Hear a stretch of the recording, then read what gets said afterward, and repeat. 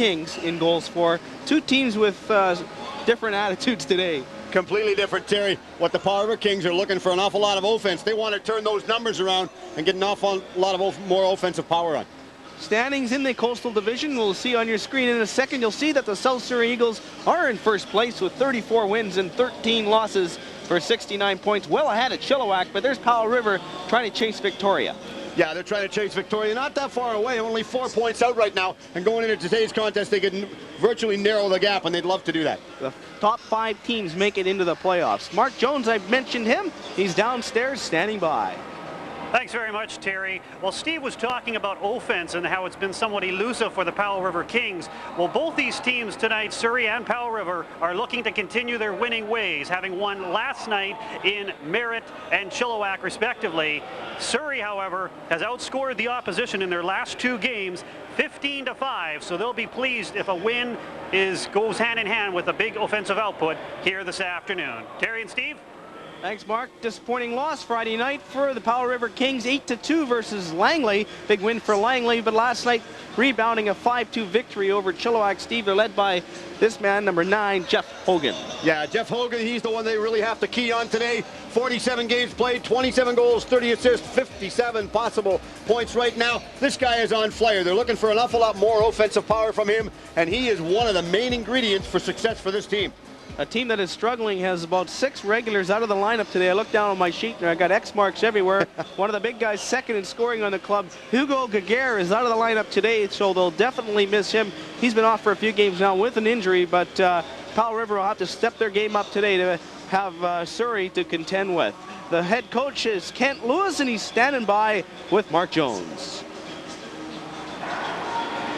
Kent coming off a win last night after a disappointing loss in Langley on Friday night, looking to make it 2 out of 3 on the weekend. Your thoughts on this one? Well, we certainly hope so. I think you hit it on the head there. Friday was very disappointing for a hockey club, and I think all too true of how we've been on the road this year. And very positive result last night in Chilliwack after some soul searching, so to speak, on Saturday. And due to the fact 5 very important players out of the lineup, I thought we dug down really well. And you shore up the defensively, definitely going from 8 goals to 2 against. Well, there's no question. I think, you know, right now we only have a few games remaining, such as everyone else in the league. You want to get consistent. That's something that we haven't been able to do on the road, and at home we've been very strong. So that's something we certainly have to accomplish. Chilliwack's not probably one of the tougher buildings to play in, and I do think we do have a strong character club, although we haven't shown it enough this year. Good, thanks very much. Well, Steve, what can we say about Surrey after that great year last year? Everybody expected, with only 11 returning players this year, that they would definitely struggle. They did start off slow, however, but put some real impressive wins together, got some good crews, some new crews in here to help things out, and especially John McNabb, the leader of the club. John McNabb is definitely the leader of the club. This guy come to play his hometown is Calgary, Alberta. Plays wing, shoots left, and he played last year with the Moose Jaw Warriors in the Western Hockey League. And the size and the talent this guy alludes to is something that's really going to be reckoned with down the road. They go and they make the playoffs. They won't have a problem with this guy because he has lots of ability and lots of potential to score big goals. All right, and one of the players on the South Surrey Eagles, of many, Jacob Fitzinet, is back this year, a defender, and he's got right now at this point 28 goals. He is 10 goals away from the defenseman record. So with I'm not sure how many games left in the season, probably 15 or so. He's got a good chance of breaking the record for goals scored by a defenseman. The head coach is Mark Holick, and he is standing by with another Mark Jones. Mark, with back-to-back wins over Merritt on Friday and Saturday here and there, a chance to make it a 3-game sweep here this afternoon. Yeah, we'll give it a shot. I mean, we traveled, we got in about 2 o'clock this morning. We got some rest, but we played 2 solid games, and we're trying to carry it over today. And you get wins from both goaltenders, not only Wishloff, but Gastrock was in on for the big win on Friday night. Yeah, we had a chance to get Darren in Friday night. He played well, gave up 3. You know, we try to shoot for 3 or less against, and he hasn't seen a lot of ice after Christmas. He's had some injuries to deal with, but we need 2 capable guys going into the playoffs, and right now Darren's fitting the bill. Great, thanks very much. Steve, we mentioned last year's team about 3 times now, and how can we not forget to let the viewers know that some of the players that have moved on are doing pretty well, and one of the players of note, Scott Gomez in the Western Hockey League, plays for his ex-coach from here last year, Rick Lance, who's now in charge down there. But Gomez, a little bit of a shoulder injury at the starting of the year, but is at 36 points in 30 games, not bad.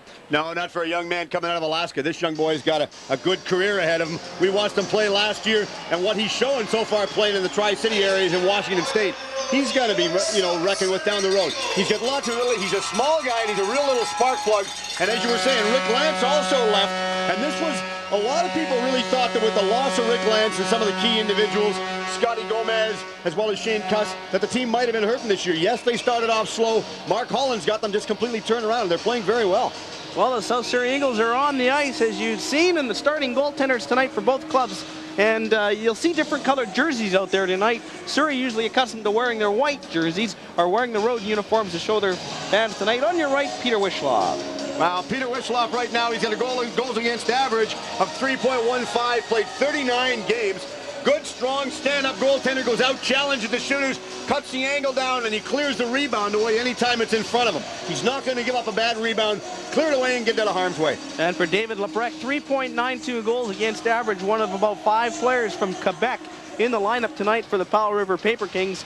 And for David, 19 wins, 19 losses, so he's looking to improve on his 500 record. Yeah, he is. He's really looking to improve himself on his record. As you were saying, Terry, played 40 games, and he's got lots of ability as well. We haven't saw an awful lot of him, but I know, speaking to Kent earlier on, Kent's expecting big things from this young man as well. And I believe our national anthem is up, coming, and by the Fortune Cookies.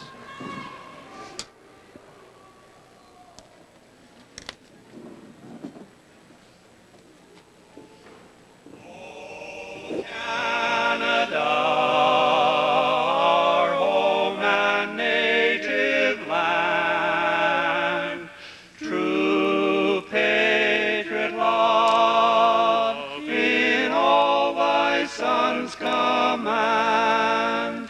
With glowing hearts we see thee rise, the true north strong and free. From far and wide, O Canada, we stand on guard for thee. God keep our land glorious and free. O Canada, we stand on guard for thee. O Canada, we stand on guard for thee.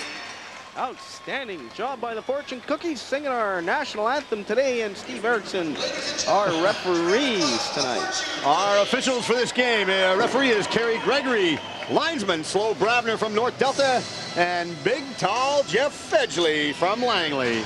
Jeff Edgley, and one of the highly, don't give him a plug here, one of the highly touted linesmen by the National Hockey League. So that's right. Had a chance the other day, Terry talked to Kelly Sutherland's father the other day in Richmond, and Stan Sutherland was telling me that Kelly is doing very well for all his friends in the Lower Mainland.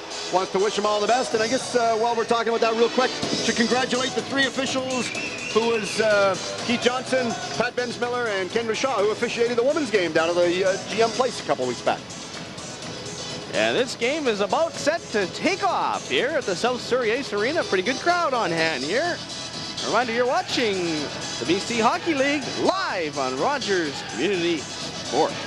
It's actually Rogers Community Television, I believe. And there's the puck drop. Powell River working right to left in their road, or their home white uniforms, even though they're on the road, with the blue and yellow trim. Blue, red, and yellow, as well as the South Surrey Eagles heading up with their road uniforms, their blue and green trim. Puck goes all the way into Powell River territory. Sean Owens back for it. Owens is hit. Puck goes along the boards. The Eagles will go in after it. Here's number 28, Chris Tarr, throwing a body check. Chris Wilson keeps it inside for the Eagles, and the Eagles do a quick line change, and that line change only 40 seconds in. That's discipline, Steve. It is strong discipline, but they need it, Terry. Vandermeer kept it in. Now Powell River will try and clear it out. Here's their leader, Jeff Hogan. Hogan on the right, being body checked there by Trevor Rapchuk. And a penalty coming up, and I believe it'll go against the Eagles. And it'll go for slashing. We'll have a slashing penalty, Terry, as you were saying. But you were talking about the quick line changes. That's something that they really need. They're going against a very strong offensive skating team. And that, if they're going to go on the attack and challenge them, they've got to get fresh legs out and fresh troops. It's frustrating from a coach's point of view when you're on the ice and you're skating back and forth and you're tired and you're just playing lazy and won't come off, because that doesn't do you any good. All it does is make you look bad in the eyes of the coaches. There you can see it, Terry, when he went down and give him a little bit of a slash there, picked up by referee Gregory. So 58 seconds into this opening period, the first power play attempt for the Kings. 2 minutes for slashing. Time on the penalty, 1:58. And Philip Kluche loses the puck, and the Eagles will control shorthanded. Jacob Fitzenetz fires it down the ice, and I'd mentioned he gets 10 more goals, and he ties the league record for goals by a defenseman. That's Campbell Blair Vernon way back in 86-87. Here they come. The Kings. Here's number 39, Eric Schneider. Fires it across on the right side. Here's Kluche. Kluche keeps it in. Goes in behind the net for Rostic. And the Eagles try to clear. Good shot. Great save there by Whitlock. A great opportunity for the Kings, and back on a 2-on-1. Here come the Eagles. McNabb on the right. In front of the net for Jacob Fitzenetz. And he handled the pass a little bit off the heel of his stick. So that great scoring chance squandered. Here come the Kings. Powell River, the very successful franchise in the years that they've been in Powell River. Of course, the former Paper Kings, as they call it, they changed their name to the Kings this year. Wishlaw steers it ahead. We've played 2 minutes, 17 seconds in this opening period. No score, 35 seconds remains in the penalty. Eagles shorthanded. A slashing call to number 21, Trevor Rapchuk. Here come the Kings. Right side pass. Here's Wyatt Turnacliffe. Turnacliffe, a shot. Good glove save there by the goaltender, Wishlaw. And for Peter Wishlaw, a 23-13 record. It's looking good so far in this game. Yeah, no complaints with the style of Peter Wishlaw. He's a strong stand-up goaltender, as I said earlier on. Challenges the shooter, and that's the one thing he really wants to do every chance he can.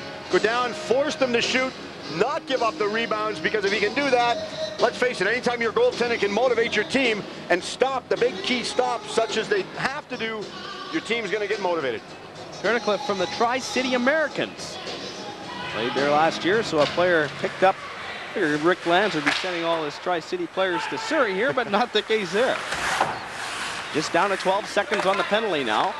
The Eagles will get a face-off. It'll be inside Eagle territory to the right of goaltender Wishlaw. We should congratulate the BC Hockey League for the hosting of their All-Star game up in Prince George on the 14th of January. Again, talking to some friends up in the PG area, and told me it was a very exceptional, productive equipment supplied by everybody. They had a good time, and of course, as always, they put on a first-class organizational show. 8 seconds left in the penalty. We've played 2 minutes and 49 seconds of this opening period. No score. Shot turned aside by Wishlaw, and the Kings will keep it in. Goes into the left corner. Kings coming off the victory last night versus the Chilliwack Chiefs. 5-2 up in Chilliwack. While Merritt was losing 6-2 to this South Surrey Eagles up in Merritt. And another, no, not a penalty. No, not a penalty. The puck went up and hit one of the players' gloves on the bench. So watch right here. The puck will go up. There you can see it deflect off his glove.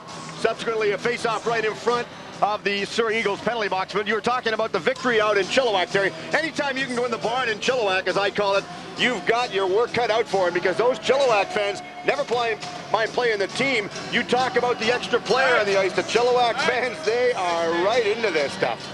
2,200 people out in Chilliwack last night. A good crowd on hand. That's just because they couldn't get any more in the building.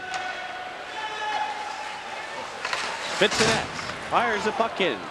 Jacob Fitzenetz from Czechoslovakia tries to keep it in again. Eagles fired in. Chris Wilson after it. Wilson, the captain, wearing number 17 in the program. Eagles put on the pressure. Fitzenetz will hold his line and put the pressure on the Kings defender. And here they come. Here's number 68. That's David Connors. And that puck fired in. Here come the Eagles.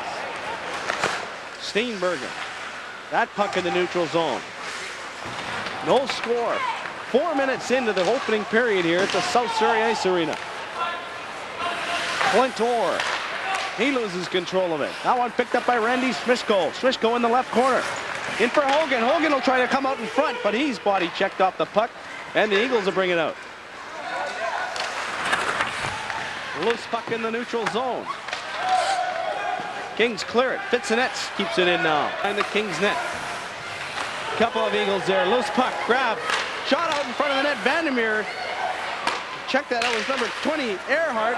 And the goaltender has to cover up as Earhart moved in. Another good opportunity for the Eagles. And they've had a couple of good opportunities thus far in the hockey game. No score, however. 4 minutes, 39 seconds played. Yeah, a couple of good key plays there, but Earhart got the backhand pass out in front of the goal. The thing was with that, Terry, watch this. Okay, this is the finishing off of it as they try to center it out. Earhart's going to go towards the front of the goal, and they wisely come out and cover it right up. They're not going to give out the move as much as they want to. They want to hold on the puck as we were talking. You were talking earlier on about Jason Fitzenetz. A couple of things that he said he'd like to have done. One is come to Canada earlier, considering he's from Czechoslovakia. Other thing, if he could spend 1 hour with a famous hockey player that could really give him a little bit of inspiration, he would love to spend 1 hour with Bobby Orr. Face off inside Powell River King territory, and the Kings win the draw. Owens now fires it around the boards.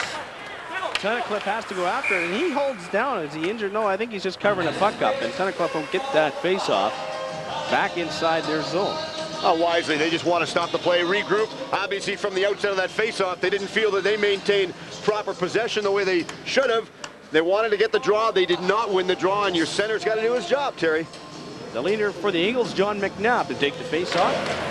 Mike Bichai on his right, second in scoring. Tries to dig the puck out.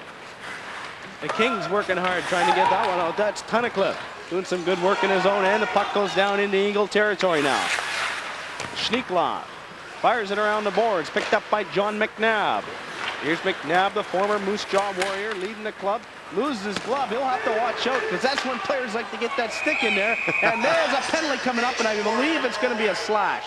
And Steve, I mentioned that when a player loses his glove, I tell you, there's guys on teams that'll look at that and they'll say, hey, I'm going after this, especially a player of his talent. It's kind of an unsportsmanlike thing to say. Now, I resemble what you're saying because I used to do that when I played, yes. Watch this. 22. Okay, there's the shot right there. He tried. I don't really think he tried to get the hand in that case. But, yeah, some players will because, let's face it, if they hit you across the knuckles or the backhand of your hand, it's going to cough it up.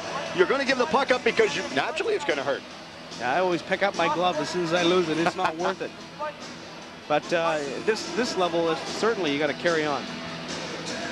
So a power play opportunity, the Eagles' first opportunity.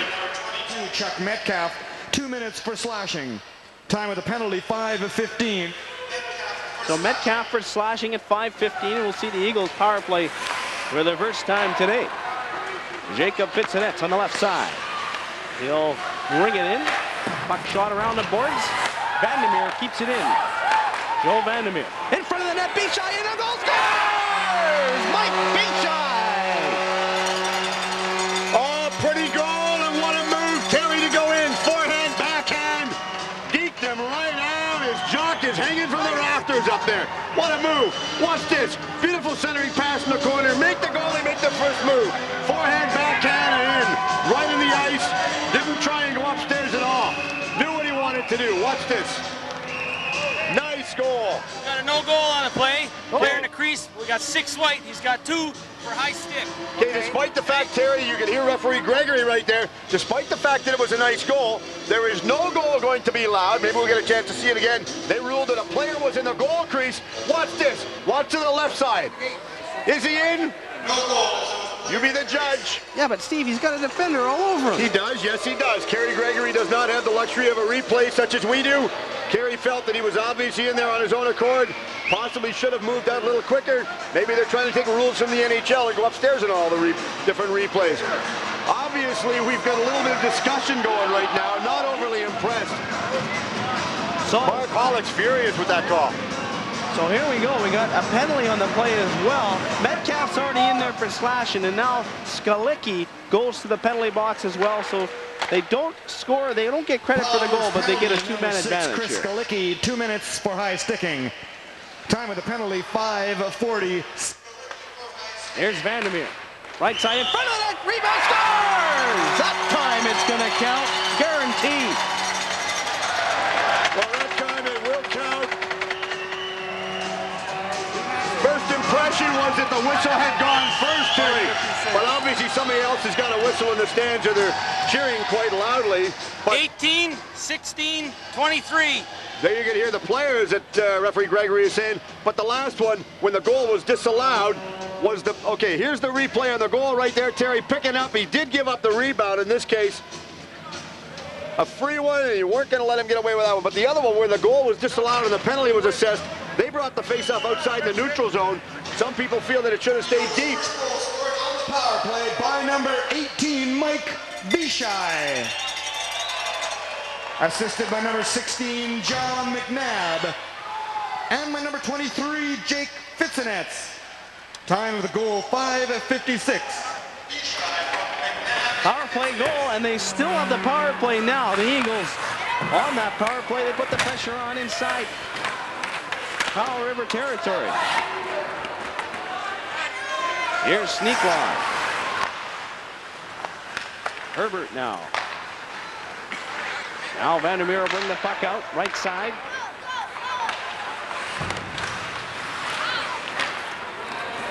Wedderburn trying to get it out in front now, and it's to the goaltender, and the goaltender, Lebrecht, holds on to the puck.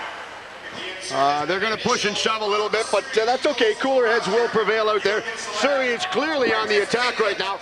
Powell River's getting just a little bit frustrated. They're running around right now, and they're just trying to maintain their poise and settle it down. Right now, Terry, both of these teams have met so far this season 7 times. Surrey Eagles have won 5, lost 2. They've got 35 goals for and 20 goals against. So that's a very impressive record going into this contest right now. They would clearly love to open that up substantially more. Bishai to come in the draw to the left of the goaltender, Lebrecht. And Vandermeer at the right point takes the puck and gives it back. McNabb out there on the right side. Bishai taking a pounding in front of the net. Yeah, now here's McNabb. Back to Vandermeer. Cute pass in front from Bishai, and Bishai will have to quickly go to McNabb. McNabb along the side boards. Nice pass to Vandermeer. Winds up, shoots. Good rebound there for somebody. They want it. It is there for Fitzenetz, and he can't get it in. Now the Kings will try and clear it. They do with 23 seconds left in the penalty. 1-0 is the score. 6.5 minutes into this opening period. Bishai is 38th on the season. A power play goal from Fitzenetz, and McNabb at 5:56 has the Eagles in front. Here's McNabb, scores! 5 home! Oh, you can't take nothing away from them, Terry. They're playing well. This team is on a mission right now. The problem with that, watch this. The Paper Kings, or the Kings, back in all on top of them. They're not giving the goaltender any room to move. And if you're going to back into your goaltender, at least give him room to see. Our goaltender, when we played back in Ontario, used to chop the back of our legs and tell us to get out of his way. All right. 7 minutes. 16, 77, and 18. 16 is John McNabb. 77 is Joe Vandermeer. Good aggressive line out there, Terry, playing very, very well. I forgot what the third assist was there. I wasn't paying too much attention. Oh, we were talking about John McNabb. Scored on the power play by number 16, John McNabb. Assisted by number 77, Joe Vandermeer. And by number 18, Mike Bishai. Time of the goal, 7:33. So Bishai gets his second point on the evening, as well as McNabb. So a 2-0 lead for the South Surrey Eagles on 2 power play goals. Well, the interesting part about John McNabb, as I said last year, played in the Western Hockey League, but a couple of key interesting points with him. One is his hockey idol is naturally the great Wayne Gretzky, and if he could spend an hour with one individual he'd like to talk to, it would ironically be Fred Couples. Now, there's a different sport and a different twist to it. Ah, it's almost right up there with my idol, and that's Fred Flintstone. Something on the ice as the player goes down and picks it up. Looks like a mouth guard. Well off the screen. 12 minutes to go in this opening period. 2-0. The South Surrey Eagles lead this hockey game. They lead the Coastal Division in points as well with 69. And Metcalf for the Kings fires it inside Eagle territory. Right side, here's Granley. Brad Granley from the Kindersley Clippers of the Saskatchewan Junior Hockey League in his rookie year with the Eagles. Back in his own end, one of the latest acquisitions is number 21, Trevor Rapchog. Probably an offside pass and is called as Steenbergen was across the red line from that pass.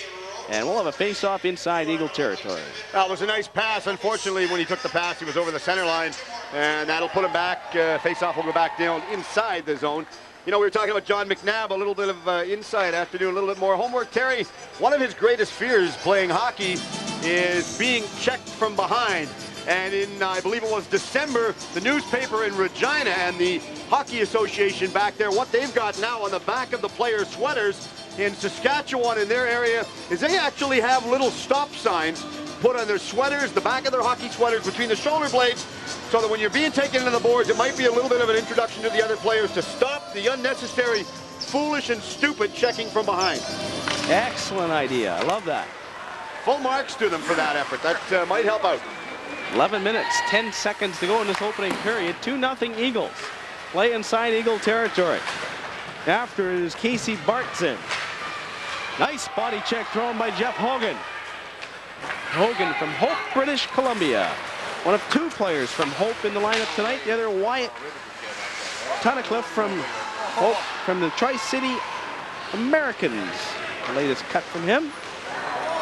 From them, Tunnicliffe wears number 23. In his own end, this is Rapchuk. Body, that's it. To Granley. Hey, hey, hey! Here's number 7, Kluche. Kluche being checked by Herbert. And Powell River is kind of struggling right now, Steve. As far as speed goes, they're a step behind the Eagles at this point in the hockey game. Well, they are, and they're trying to have quick line changes to offset it, but they haven't got their players near the benches to have that luxury. Here's Kluche back in his own end. Fires the puck along the boards. Picked up by number 47, Chad Grabowski. Grabowski called up from Campbell River of the Junior B League on the island, the affiliate club of the Powell River Kings. Here's Kluche at center. Wilson couldn't pick it up. Shot back out into the neutral zone by the Eagles.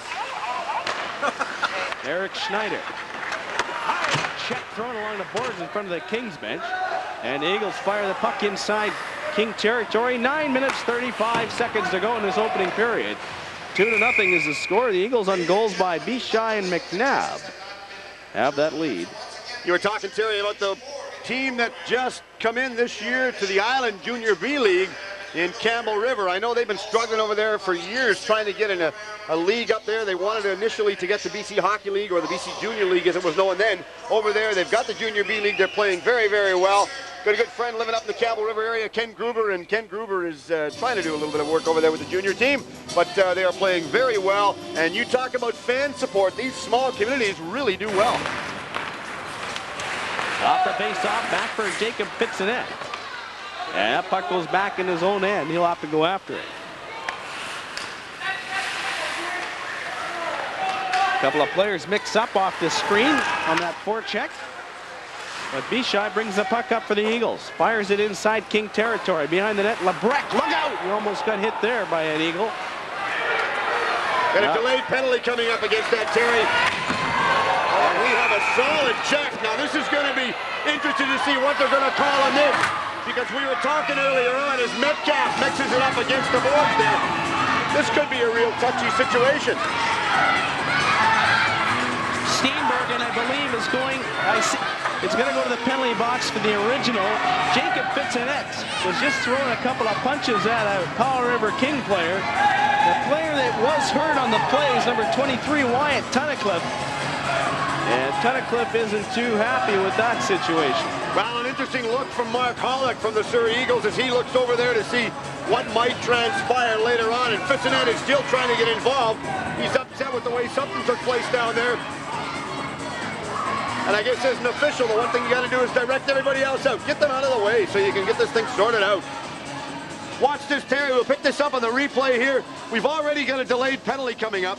There's one right there. Now, that was a bit of a bump. Watch, they come in. They want to mix it up. The linesman moves in to separate them.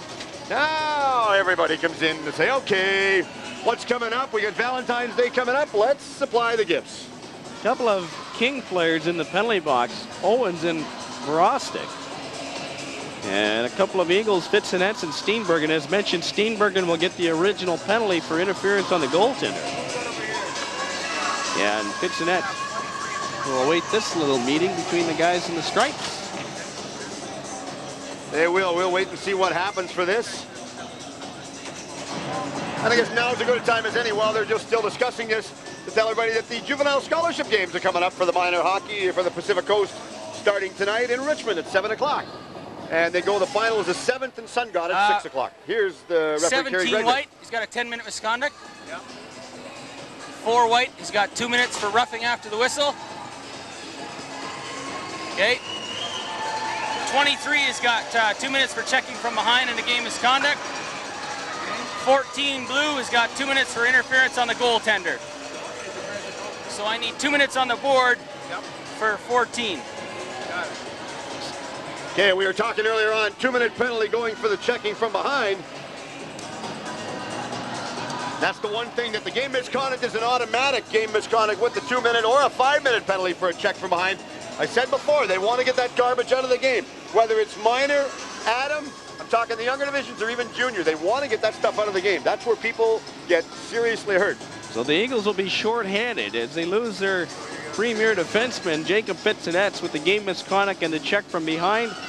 And they will be short-handed. Powell River goes on the power play. Well, we got a couple of seconds here, Steve. I want to remind everybody that coming up, starting in May, is our lacrosse game of the week. Catch your favorite lacrosse teams from the Western Lacrosse Association and Junior A Lacrosse. So we're all looking forward to that. Last year it was pretty popular. Once a week we showed a lacrosse game, and we'll be back this year. Okay, watch this.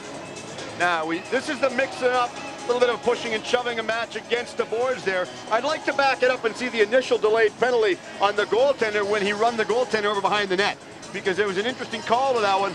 The goaltender still did come out of the net to clear the puck out. That's what he wanted to do. Now you can see linesman Jeff going over, Jeff Edgley going over to talk to the coach, Mark Holick, explain what's going on. Hey, let's look at the interior division standings. The Penticton Panthers having a great year. 2 points ahead of the South Surrey Eagles in overall in the BC Hockey League. Go ahead, Steve. The BC Hockey League, Terry, the interior, they're drawing very, very well. They supply a solid brand of hockey up there. Very entertaining. Had a chance to go to Powell River or up to the interior a couple times. 10-minute misconduct. And to number 4, Sean Owens, at 2 minutes for roughing after the whistle. To the Eagles, number 14, Lyle Steenbergen, 2 minutes for interference on the goaltender. And to the Eagles, number 23, Jake Fitzenett, 2 minutes for checking from behind and a game misconduct. Penalty served by number 12, Colin Hemingway. So the power play is out there. They're 0 for 1. The Kings are their second opportunity. Here's Kluche. Puts it in, Hogan after it. Didn't control the pass. Puck goes around the boards. It'll go all the way into the neutral zone. As the Eagles kill some penalty time here. 1 minute, 15 seconds left in the power play. Weak pass off the boards, gobbled up and shot back down inside King territory. Yeah, very weak pass, Terry. Not an awful lot of offense right now by the Kings. Another errant pass fired back inside King territory after it. Here's number 22, Wedderburn. From Bow Valley, Alberta, Sean Wedderburn, one of the new players in the lineup for the Eagles. New since we've got here, or since our last game anyways. Here's Jeremy Vannon. Intercepted, the chance in front, shot. Wishloff the save. Good chance there for Tunnicliffe. And the puck shot down with 30 seconds remaining in the penalty. 7 minutes, 30 seconds to go in this opening period. A 2-0 lead for the Surrey Eagles. Oh, bad communication coming out of their own zone, especially to go right in front of the net. Wilson. Hard shot around the boards, goes to the length of the ice. 12 seconds to go in the penalty. That ought to do it. The Kings will have one more opportunity to bring it into the Eagle territory. And that'll be it for the power play. They'll go 0 for 2. Body check on McNabb along the boards and even up. Full strength, both clubs at this point in the hockey game. As mentioned, 2-0 Eagles. Clint Orr now hits his own player, McNabb. McNabb after it. In the neutral zone, Bishai takes a check. Tunnicliffe. Right side, number 68, David Conyers. And now in the neutral zone, once again, the Eagles now. They'll bring it across the line and offside. With 6:28 to go in this opening period. A reminder, you're watching Rogers Community Television, our sports coverage live from the South Surrey Ace Arena. I'm Terry Murray with Steve Erickson. Of course, Mark Jones downstairs, and of course, Jim Reese, our producer, Dave Dick, and the rest of our Rogers sports crew here at the South Surrey Arena. And we would like to know, do you want more of this? Do you want the BC Hockey League, hockey, university athletics, high school basketball, or curling, or any other sporting event that we might be able to put on to telecast to you at home? As we hope you enjoy this telecast. If you do, please call 412-2656 or email communitytv@rogers.com. We appreciate the time you've taken to watch this and hope you're enjoying this telecast at home. Speaking of websites and all that, Steve, the BC Hockey League's got a great website, and next stoppage we'll talk about that. For some of you online users that like to check out the BC Hockey League. And here comes a penalty. I believe it's going to go against Powell River. Number 4, Sean Owens, going to get nailed for tripping. Oh, a tripping penalty. One of those foolish, what I call a lazy penalty, Terry. No need for that. All that was that he was just a little bit too slow, possibly too tired to go back in his own end and catch up with the play. Mr. Owens is the man going, sitting in the sin bin for a couple minutes. Well, he'd love to be there for 2 minutes. Surrey would love to have him in there probably for about 15 or 20 seconds. Of course, that would mean that they would score and take a 3-0 lead, but that remains to be seen. Take a look at this one coming in. Watch this. There, he stuck out his big toe. I don't mind a toe if he sticks a toe out like that. I get really frustrated when we watch the NHL and these goons up there stick out their knee and injure the players. I figured out, Terry, the key for the suspension in there, the guy that does the injury, he should be out suspended the same amount of time as the injured player. Yeah, that's what I like, but the only thing is hopefully they don't, if it's a lesser player, hopefully they don't keep him out of the lineup longer. But it's a good idea. Well, they've got to do something. You look at the injuries that have happened over the last while with Stevie I and that. They don't need that stuff. That's not doing the game any justice. Just under 6 minutes left in this opening period. 2-0 the Eagles, both power play goals. And that power play gets to go to work again for the third time. Obviously 2 for 2 now. Eagles fired inside King territory into the right. That's picked up by number 14, Lyle Steenbergen. Steenbergen will head for the front of the net. But the Eagles can't keep the puck in. Here's Aaron Schneekloth. We'll see some extra power play time now that Fitzenetz is out of the game. King taking a whack at a Surrey player. Now Mike Bishai behind the net. He's got McNabb behind. Goes to the left point. Vandermeer. Low shot. Just a weak one. Into the corner. The goaltender LeBrock. Turns to the side. Now Joe Vandermeer again. In front of the net. McNabb scores! Second of the game for McNabb. A 3-0 lead. The power play is hot. 3 for 3. Oh, 3 for 3. Lots of power, lots of offense. Watch this, Terry. Powell River's complaining. Watch this to no avail, though. Look at this. Easy move. Where was the defenseman? I think he was in the lobby getting the coffee. I don't know. 18-16. Ah, beautiful goal right there. Terry goes down again, kept it on the ice, going in for 2 right now, making him look so simple. This guy, as I said earlier on, he come to play. We're going to see big things from this guy because he played last year in the Western Hockey League for the Moose Jaw Warriors. He actually played 20 games last year, got 5 goals, 9 assists, 14 points, and he only had 4 penalty minutes. So he's obviously from 18 and 77. he likes to stay out of the penalty box, out of the sin bin, and score the goals rather than go in the box and sit and watch everybody else score them, Terry. So Bishai picks up an assist as well as Vandermeer on this goal. That should be the announcement. McNabb is 29th on the season, his second minute. Third goal scored on the power play by number 16, John McNabb. Assisted by number 18, Mike Bishai. Time of the goal, 14:51.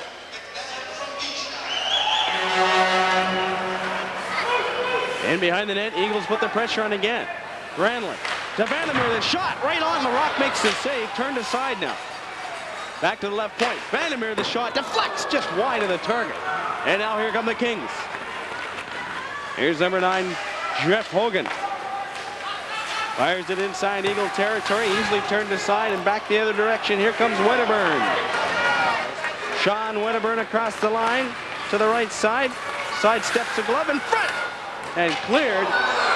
Claire gets bumped. One of the Eagles players got hammered. I'm not sure if that was incidental contact or not, but the Eagle went down in a heap. That was Vandermeer that went down, that got crunched.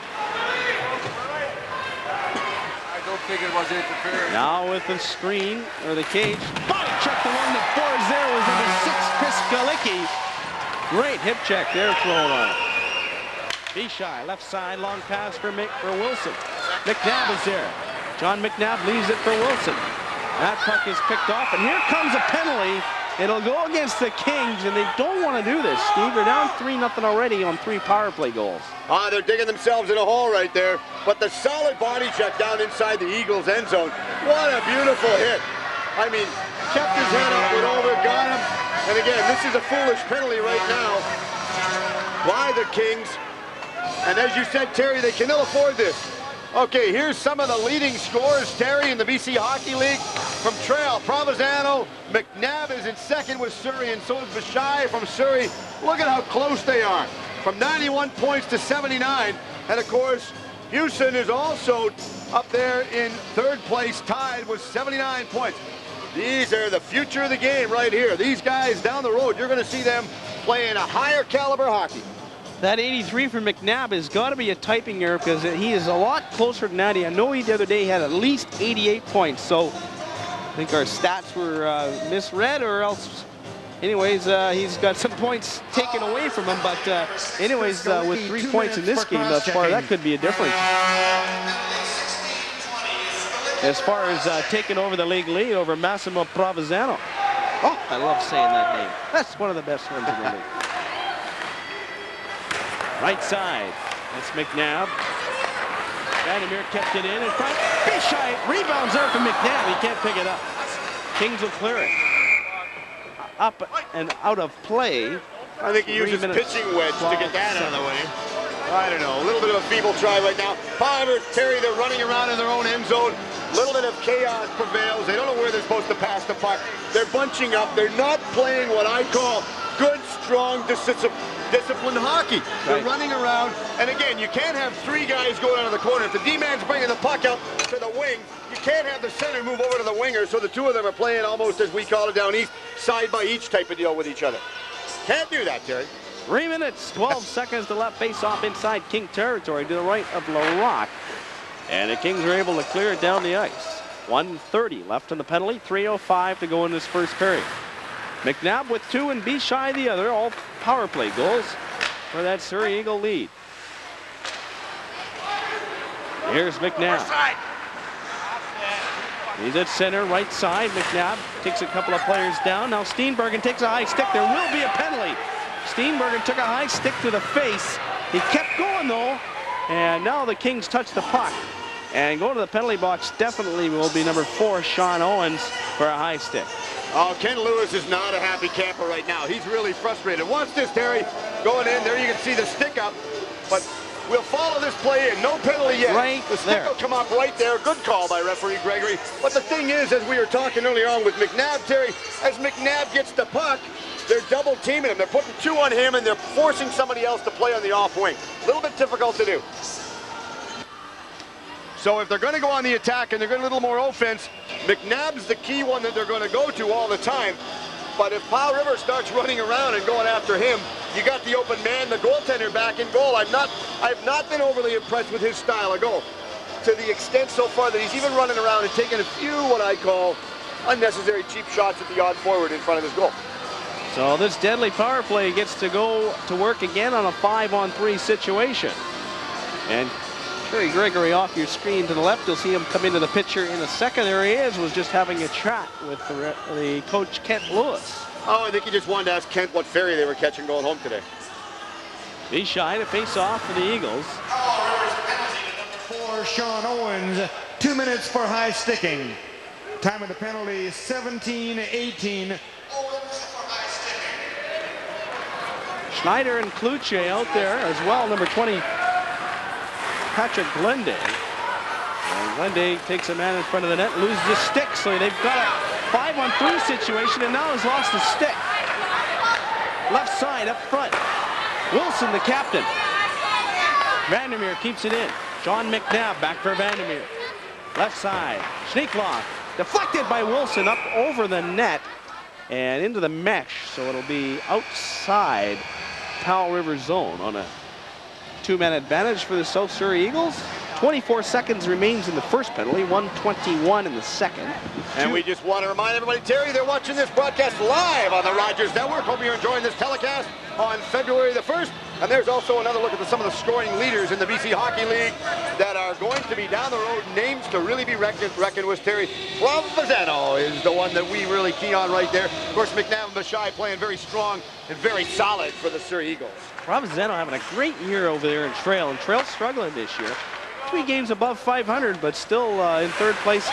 And last year, with their success in Trail, still not too bad. A lot more respectable than last year, though.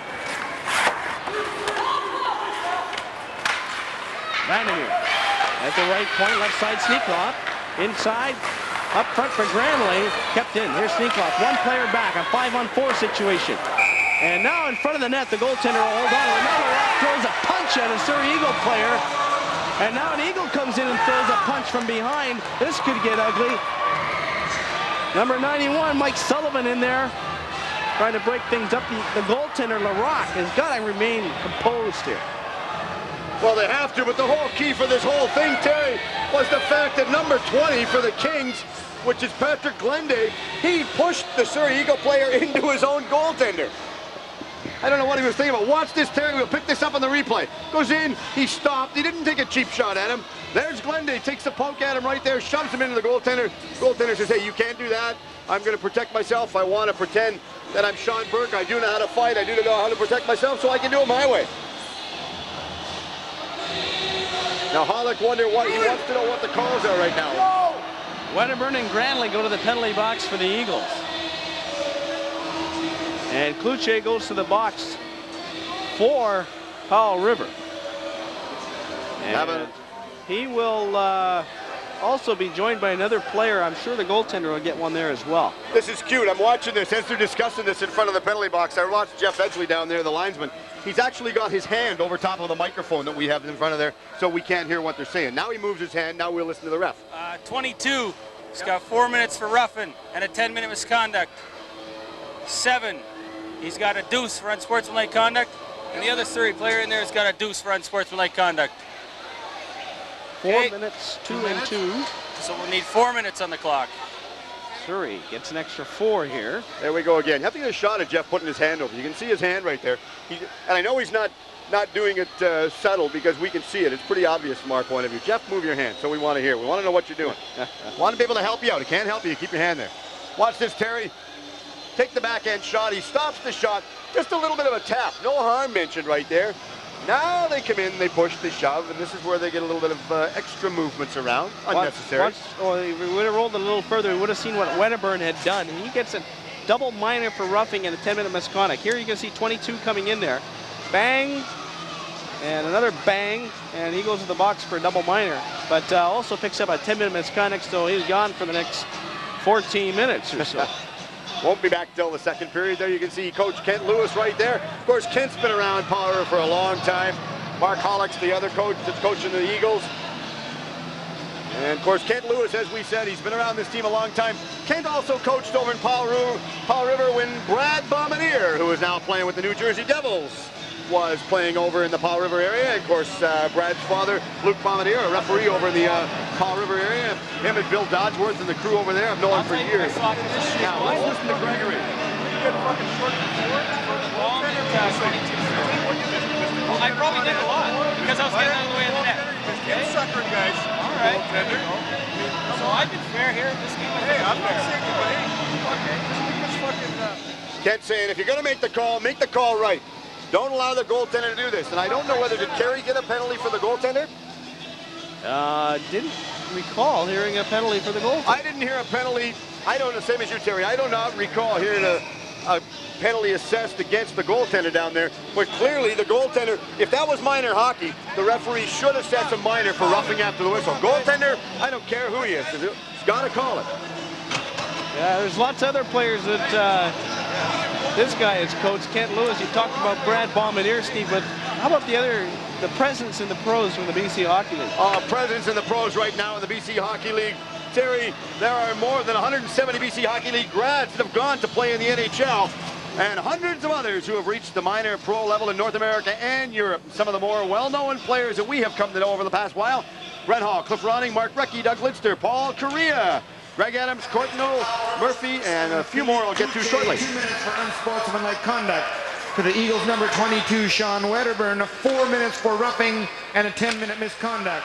And to number 9, Brad Granley, 2 minutes for unsportsmanlike conduct. Penalty being served by number 12, Colin Hemingway. Time of the penalties, 18-27.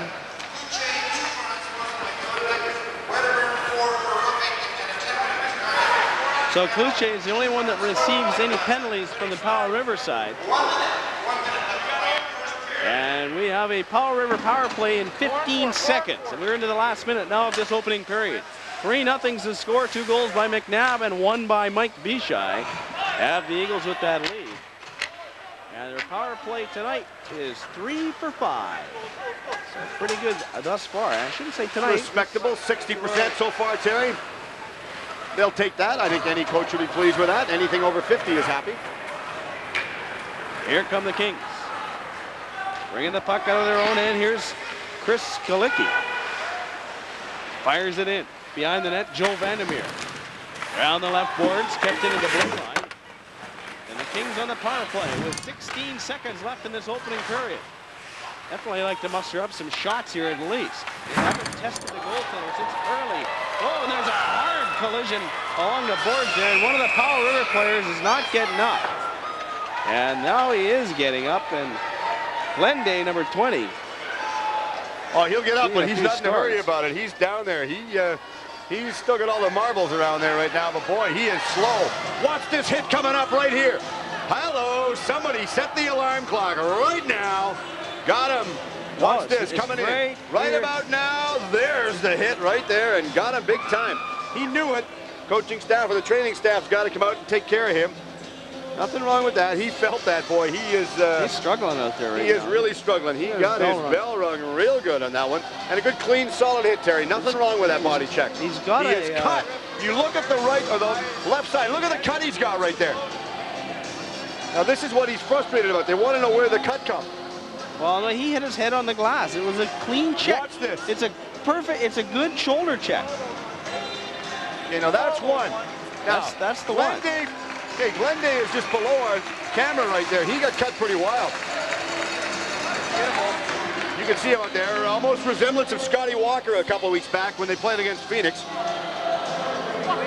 But there you can see, they're a little bit frustrated with that thing right there. They felt that there possibly should have been a penalty going against the Surrey Eagles. I'd like to get a shot of the assistant coach with the Surrey Eagles that's on the bench down there. Maybe tell a little bit about his background when we get a chance this game. 4 seconds down to 0 on the clock, so this first period is over. And when the Kings return in the second period, By the Kings 5. it'll be a 2-minute and 26-second power play in favor of the Powell River Kings and a 3-0 deficit going to the dressing room. So they'll have to regroup, and Kent Lewis isn't too happy over on the bench, and he'll want to talk to the official. There's your score after 1 period of play. The South Surrey Eagles 3 and the Powell River Kings nothing. Stand by. We'll have a summary and highlights as our first period intermission begins.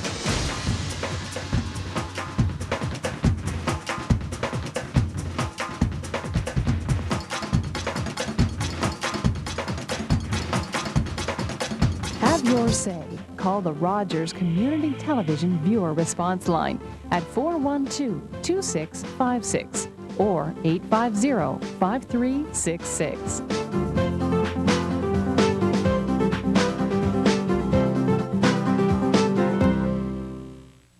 Yes, you're right. I have great hair. Notice how it glows, how it completes my look.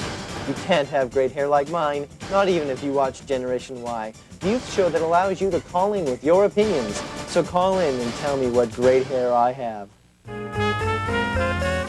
Weekday mornings at 9. David Ingram and his guests want to hear from you. Got a beef? Need an answer? Monday through Friday. Ingram on Rogers Community TV.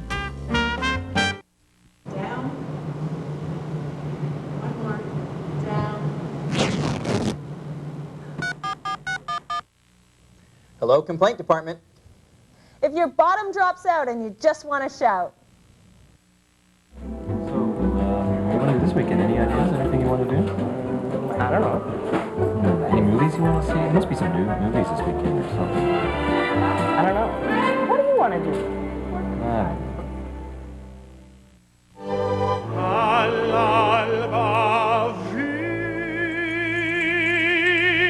As an opera singer, Ben Heppner knows the importance of healthy lungs. Research and education are breaking through the barriers of asthma and other lung disease. But there's still work ahead, helping more Canadians live life to the fullest. Please, join me in giving generously to the Lung Association. Give me a sign. What are you trying to say?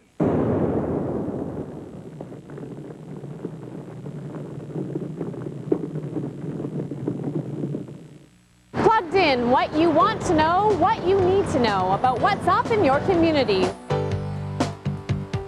We show you places and events to see and people on the go.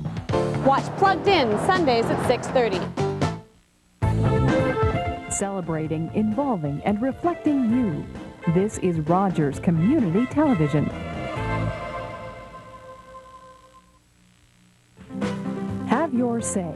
Call the Rogers Community Television Viewer Response Line at 412-2656 or 850-5366.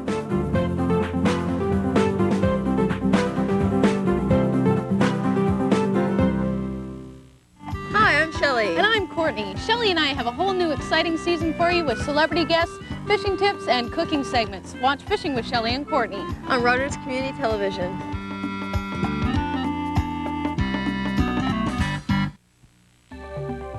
If a small group of people were deciding where spending cuts would happen in your community, would you want to know before it's too late?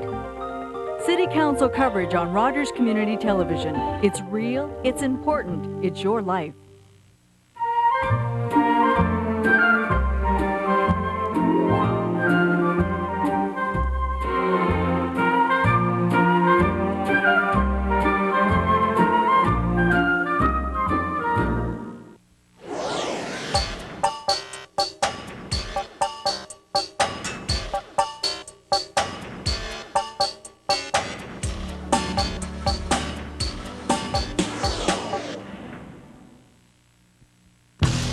If you could spend your time surfing instead of waiting. If you could see your newborn grandson on your computer tonight. If you have Wave from Rogers, you can access the wonders of the internet 10 times faster than a conventional phone line. And because Wave comes through cable, it won't tie up your telephone. Call 1-800-THE-WAVE for more information. Hey, to find out what the color of the week's going to be,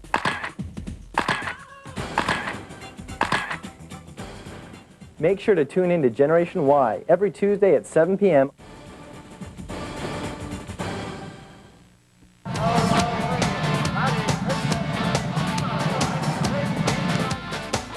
Be sure and watch the award-winning Sport of Kings every Saturday at 6:30 p.m. and Sundays at 11:30 a.m. on Rogers Community Television. You're watching Rogers Community Television. Dealing with the law can be difficult. There is a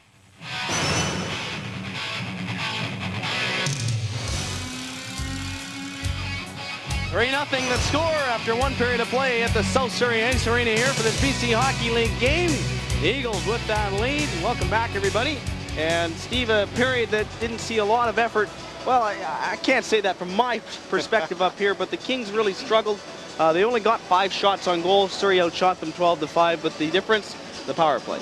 Yeah, the power play is the key thing right there. They've got to go down. As you said, not an awful lot of offense showing up to us by Powell River right there. They've got to come back. I'd love to be in the dressing room and listen to what Kent Lewis is going to tell them right now, because he's got to tell them to get a little more motivated. Go in. Don't dump the puck and chase it. If you're going to dump it, make the short, crisp pass, and that'll pay off for you in the long run. They've got to do that. Steve, in the scoring summary, Mike Bishai had opened the scoring, and we thought he'd opened the scoring about 20 seconds previously to that, but that goal was disallowed by referee Kerry Gregory. But he did open the scoring, as you see on your screen. Bishai from Fitznetz and McNabb. Now, Jacob Fitznetz also received a game misconduct in that opening period, so he will not be any longer number 23 on your screen there. And also, John McNabb, 2 goals, his 28th and 29th on the season. Vandermeer and Bishai both picked up assists on that one. And of course, Terry, as you said, the shots on goal were 12-5 in favor of the Surrey Eagles over Powell River. It's going to be a big loss to them going into the second period with Fitznetz out, especially receiving that minor for the check from behind, as we alluded to earlier on, and the game misconduct. Well, Mark Jones is our man downstairs, and he's standing by with an interview. Mark? Thanks very much, Terry. Well, we're very pleased to have Patty Flynn, head coach of the Langley Thunder, with us here after 20 minutes. And Patty, you're out on this Sunday afternoon watching a close town rival here and just taking in some action? Well, just had a few minutes or a couple hours with my wife and my kids and drop them off and come over and watch a little bit of the game. Interesting 20 minutes seeing the Eagles capitalizing on pretty much all their power play opportunities and getting this big lead after 20 minutes. Yeah, well, it seems to be old hat for Surrey over the course of this season. They come in here on a Sunday afternoon and you have to their power play on a regular basis like this, and Powell River is feeling their wrath today, you know, after a Saturday night off. You got the big win on Friday night over this team for the hometown fans, 8-2. Your thoughts on how did that one go? Obviously the win, but how did the game develop? Well, for us, I thought, you know, we came out very focused, executed a game plan that we thought would work, and the players, you know, they're the ones that have to do the execution, and they did a good job and played with a lot of heart and a lot of desire to win. And obviously we're in a dog race here to the end, and Powell River is one of those teams that we have to win against in order to continue to pull up into the playoff race. And we were talking a little bit about that before we started this. I guess we're into the final 2-3 weeks of the regular season, and your team is holding on to the 5th and final place in the playoff race, getting a little bit of help from some teams such as Nanaimo, not able to get a win here on the weekend. Yeah, well, you know, Nanaimo's been hot and cold, you know. Like last week they won 2 on the road coming in this area and out of the 3, and then turn around this weekend and it's not going as good as maybe what it should be, and for a national host that's tough, but you know, we're still fighting, and I think that we've made some really good moves lately that are going to solidify our lineup and make us more of a playoff contender than we were about a week ago. Well, you're holding on by 1 point to that 5th and final playoff spot. We'll wish you good luck and hope to see you there in the postseason. Thanks very much, Patty Flynn. Thank you. Patty Flynn, head coach of the Langley Thunder. Now back to you, Terry and Steve. Well, good luck to Langley. They definitely are on a 6-game losing streak, but they come up with some big victories over Powell River and in Nanaimo last week. So Matey Patty's got that team turned around, Steve. Yeah, no doubt Patty does. He's got the team motivated right now, as we said earlier on. Anytime you can go into Nanaimo and steal 2 points from the Clippers over there, you've got your work cut out for you. Now this hockey game here, Steve, we'd mentioned the 3 power play goals by the Surrey Eagles. They seem to really control the puck on this bigger ice surface. Well, they do. They've got the luxury right now. They know the bounces off the boards. They know when they hit it here, it's going to go there. They really work the boards well, and they work to the point that the wingers play wide all the time, and their short passes, as I said, it's a give-and-go pass. It's from the winger to the center, back to the D-man, and into the winger, and he releases it real quick. There's nothing to the point that they're telegraphing their shots. Replays in that first period coming up in a second, and one of the guys that leads our replay off here is Mike Bishai. Now he got 3 points in that period. Well, he did. He picked up 3 points in that period, no doubt. The guy come to play today. He wants to put on a real show for everybody here that come out to the game. Good crowd in hand to watch this young man take the first one. As you said, the first goal was disallowed. They felt that there was a player in the crease. They didn't come upstairs to us though, but that's okay. That's for the other league. We'll let them do that. It's really fitting that he did score that opening goal, and because that goal was disallowed. It was a real pretty goal. He made a nice move on the goaltender to make it what we thought was 1-0. I didn't even see the referee waving his arms as the washout signal, but nonetheless, that one didn't count, and he came back approximately 20 seconds later and got that opener. Well, good solid second effort. That just goes to show you right there. And how many youngsters you watch playing in the game, especially in the minor hockey. They have 1 goal disallowed, and boy, oh boy, all their effort's gone. They might just well go to the dressing room and get changed because they're frustrated. They've lost their composure. No loss of composure there. He just went and said, okay, hey, you take one away? I'll show you I can do it again, and he did. Before we get on to our next highlight, let's kind of wake up the viewers that are just falling asleep, but also maybe, not falling asleep, but anyways, the viewers just tuning in, what the Coastal Division standings look like. Coastal Division standings right there, Terry. As you said, South Surrey in the lead right now with 69 points. Powell River's got 46, so they clearly have their work cut out for them if they expect to do anything in this race. Nanaimo below them, and of course Nanaimo is hosting the championship this year, which will be held in May over there. Good friend Cam Moon, the broadcaster for the Nanaimo Clippers, he's very instrumental in bringing that out, as well as the team. They're going to put on a big show right there. But Chilliwack and Victoria playing very solid. A lot of people were, a little bit apprehensive with Victoria. They didn't feel they would draw as well as they are, especially with the loss of the Cougars up to Prince George. Of course, the Royal Bank Cup, emblematic of Junior A supremacy, formerly the Centennial Cup. As you mentioned, Steve, in Nanaimo, it'll be May 2nd to the 11th, so we look forward to that coming up in Nanaimo. Now, our third goal is by the leader on the club, John McNabb. Who else? It's only fitting. This is the second goal, but it still is John's. Well, it's still his goal. Either way, we'll give him credit for the goal. It's only fitting. Watch this, going in. The defensemen are basically backed right in all over the goaltender. And I've told you before, if you're youngsters, get out of the goalie's way. He can't stop what he can't see, and if you're in his way, that big stick and blocker, that's tough to move. Get out of the goalie's way, let him have his own space. If he sees it, he can stop it. And the goalie had lots of space on that one, though, except he left a little bit too much space between his legs, and McNabb was able to pick the 5-hole, as we called it on the broadcast. But for McNabb, 2 goals in that period and a good start, as well as an assist. So 3 points for him in trying to catch Massimo Provenzano in the league lead for points and goals for. Now remember that McNabb didn't come over to the Surrey Eagles until about the 8th or 9th game into the season, so he was quite a few games behind Provenzano, but still is right on his heels as far as catching the leader. Well, McNabb, Terry, as you said, trying to catch Provenzano, and he's actually playing catch-up because he was a late arrival into the Surrey Eagles camp. But he's come to be known down here as a team leader. He wants to play, and he's going to do that. He's going to show him that he's a force to be reckoned with. He's one of the youngsters on the team that would love to take the place. I don't know whether he will or not, but he'd love to take the place of a player like a Shane Cuss, for example. Shane Cuss, of course, the stats on him are huge. We'll get into that in a minute, but for Cuss, league leading stats, it still holds true as he's playing in the West Coast Hockey League. But down in Reno, Nevada. You betcha. And then our third goal, our replay goal, is again by John McNabb. Yeah, McNabb again. Watch this. A good, solid second effort. Long shot from the point, right in front. Watch this. Forehand, right down again. Drew the goaltender over to the right side of the goal. Just a little bit of a feeble shot.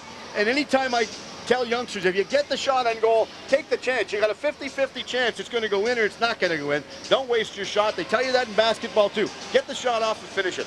Well, we mentioned Shane Cuss, 482 points, so or 418 points, 282 assists. Those are the two categories that Shane lead in all-time scoring in the BC Hockey League. So one of those players, one of the other players that we'd mentioned, Scott Gomez, last year's rookie here, 16-year-old now, 17 years old, playing for the Tri-City Americans. Had a bit of a shoulder injury this year, but still 36 points for him. And for Cuss, moving on, and definitely the team that they had last year, they certainly had some players that can make that list that we talked about, and that's the NHL list, players with a presence in the NHL. No questions about that, Terry. Talking to some of my friends over in the Tri-Cities area, Pasco, Kennewick area of Washington State, they were telling me that little Gomez, he is a force to be reckoned with over there. They love him. He's a real crowd favorite, and he's the type of guy that he's a real agitator. He's almost like a Tiger Williams that would just love to get in there and mix it up with people. He doesn't back down. As we watched him play last year, he really goes and he gets very aggressive. Stephen, we should mention our next broadcast. We kind of took the Christmas time off there and January for hockey goals, but our next broadcast is going to be on the 19th of February, where it'll be this same Surrey Eagle Club going to Langley to face the Langley Thunder, and the Thunder definitely needing those points to catch that 5th and final playoff spot. That should be a barn burner. That's right. So that will air on the 22nd of February, and it's a Sunday. It'll go at 3 o'clock. But if you want to come out and say hi and talk to Terry, myself, any of the rest of the Rogers crew, come on out. We'll be in Langley because Surrey goes from here to there. A little bit of a road trip out there on the 19th of February. Mark that date in your calendar. We talked about players that have done well with Surrey and moved on. Gomez and Cuss, those two had mentioned. Steve McCarthy is another player that plays for the Edmonton Ice this year and former of the Trail Smoke Eaters. And for Steve, not having a great year, but still in 20 games has got 26 points. So he's doing pretty darn, or 26 games, he's got 20 points. But there's his former club, the Trail Smoke Eaters, in 3rd place. He'll take it. Anytime you can go in, rack up the points like that, you've got to have it working in your favor. But as you said, look at Penticton, 71 points right there. Vernon, 58. Trail going in at 50.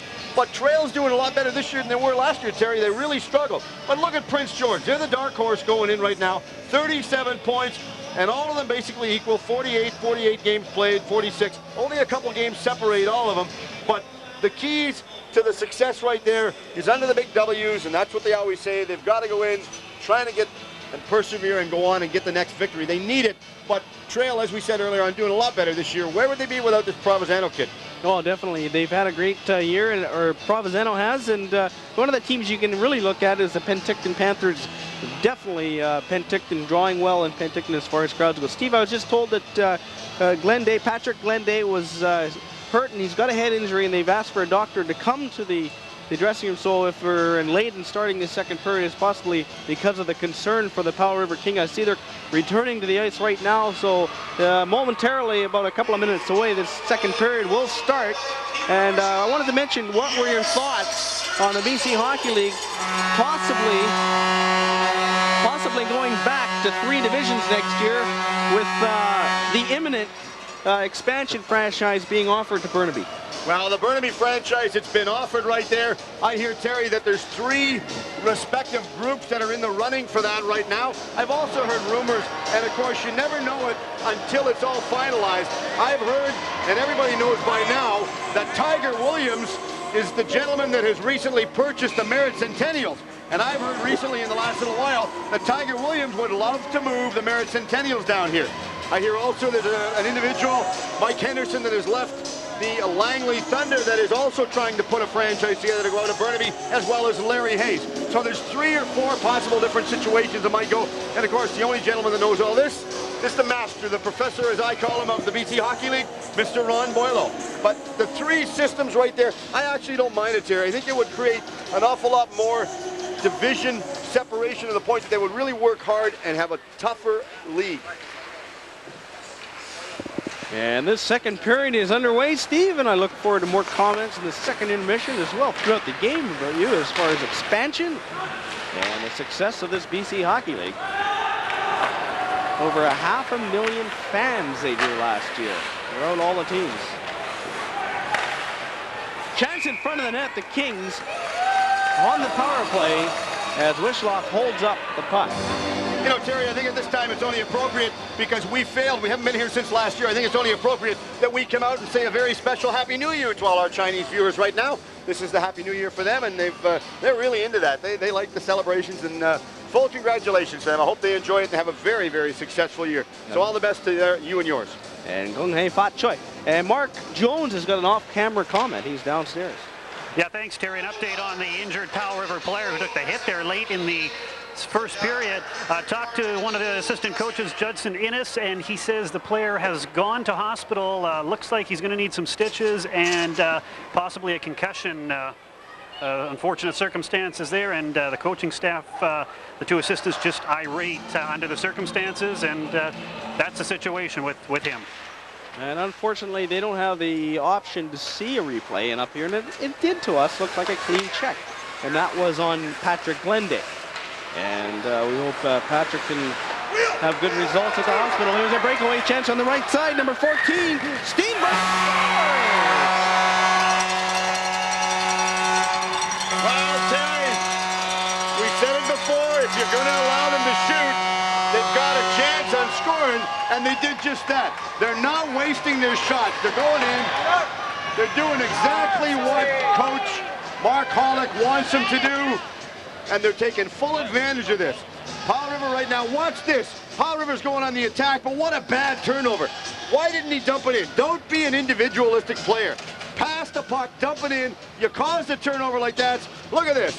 Simple goal going in off the goaltender into the net. If you're going to give an assist, give it to the Powell River player. Shorthanded and unassisted by number 14, Lyle Steenbergen. Time of the goal, 49 seconds. So the shorthanded goal, they've got 3 power play goals and a shorthanded marker. How do you like that for specialty teams? Powell River now with 1 minute, 10 seconds left in their power play. They'll set things up, bringing the puck out of his own end. Number 98, or check that, number 68, David Conyu. Left corner, Bartson couldn't keep it. And the Eagles will fire it down with 50 seconds left in the penalty. 18 minutes, 20 seconds left in the second period.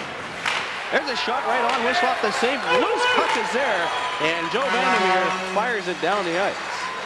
Good alert move by Joe Vandermeer to clear that out of harm's way. He saw it, he picked it up. A good stop, as you were talking about Wishloff playing very strong. Just get it out of the way. Here we go, Terry. Here's a breakaway for Wilson. Again, Terry, a bad passing play in the neutral ice area by the Powell River Kings. They're giving up bad passes. Now, right now, I think if I was Coach Lewis, I would probably look at maybe calling a timeout to settle down his troops and saying, look, boys, what are we doing? All right, watch this. Look at this. Is that a turnover? No, that's not even playing with aggression right there. Who's going to win the foot race? Watch this. Through the 5-hole, no problem at all. Get him going downstairs. No question. Very, very simple going after it once again. But the key again for that one is where is the aggressive play for Powell River? They're not playing aggressive. They're playing like they don't want to win. Good work in front of his own bench was Jeremy Vannon. I was looking down on my sheet at the time, and all of a sudden, I couldn't believe. Shorthanded by number 17, Chris Wilson. I couldn't believe Wilson all of a sudden got the puck, and no Powell River player Assisted by number 25, Jeremy Vannon. Took the loose puck. Time of the goal, 2:02. Just 9 seconds remains in the penalty. Shot. That one blocked. Owens will take down an Eagle. Hemingway back on the ice after serving the double minor penalty. It wasn't his penalty. He was serving it. Puck shot out in the neutral zone. Owens fires it back in. The Eagles will bring it out. We've played 2 minutes and 50 seconds in this second period as that one goes off the goaltender. Kelly Shields, who is now in goal. Steve, number 1, Kelly Shields has replaced David Lebrecq. Well, David Lebrecq went out, and I expected either one of these young goaltenders, but especially Kelly Shields so far in the early part of this second period, to start singing that extra song that Bobby Vinton used to sing, that Mr. Lonely out there, because boy, oh boy, they're sure avoiding him. They're not even playing close to home. Come on, Steve, hum a few tunes for us, will you there? If you were a baby boomer, Terry, you'd know all about that song. 2 minutes, 53 seconds gone in this second period. The Eagles with a 5 lead. 5 donut. Wilson, Steenberg, and Bishai, and 2 by McNabb have the goals. And they've been all specialty team goals, 3 power play goals, and 2 short-handed markers. Slash in front of the net there went undetected. One of the Eagle players got mixed up. And a hard check thrown at the blue line. Now the Eagles Tar behind his net. Left side Nabset. They didn't see a lot of ice time in that opening period with all the penalties. Nabset and Tar head off the ice. They replace. On the right side. Garostik. He couldn't catch up to it, and Joe Vandermeer does. The former Langley Thunder breakaway pass. Here goes John McNabb looking for 3. Throw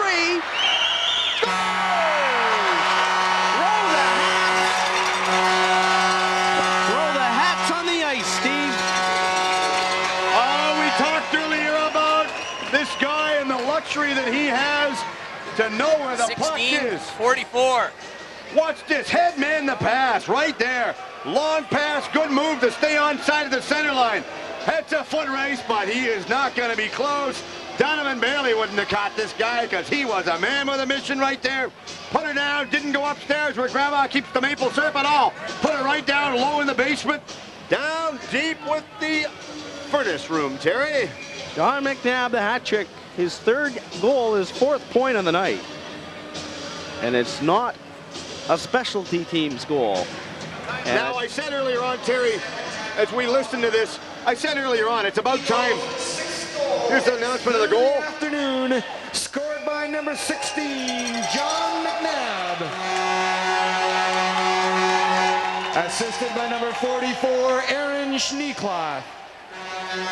Time of the goal, 3:51. Now, I said earlier on, Terry, the fact that it's about time Powell River called a timeout. They did exactly just that. Ken Lewis knows right now that all they're doing is running around. They're out there right now. They don't know what they're supposed to do. It's a give-and-go situation. Unfortunately, when it's a give-and-go, it's from them to the opposition team. They can ill afford bad plays like that and bad passes all the time. so 3 minutes and 51 seconds in, we have a 6-0 lead as you watch Kent Lewis read the riot act to his players. And a hat trick by John McNabb. Other goals by Steenberg and Wilson and Mike Bishai are the talliers for the Eagles here on this live broadcast from the South Surrey Ace Arena. If you're just joining us, welcome. A 6-0 lead for the Surrey Eagles. I'm Terry Murray along with Steve Erickson, Mark Jones, of course, our producer Jim Reese. Helped out by Dave Dick and the rest of our Rogers Community TV sports crew here, bringing you the BC Hockey League game from the South Surrey Arena. Now the Kings fired back in Surrey territory.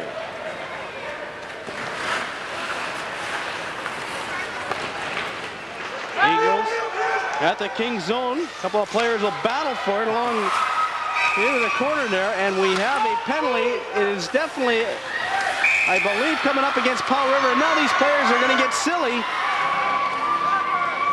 Now this is what you don't want to see, Steve, in a game that is not close, 6-0.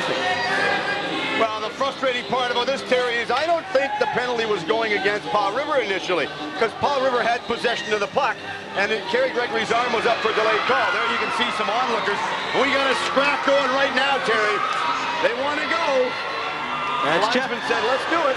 That's Jeff Nabseth, and everybody else is off to the benches, so if they don't go to the benches. Now, a left hook there, and as Verostek is throwing the rights at Nabseth, and Verostek without his helmet.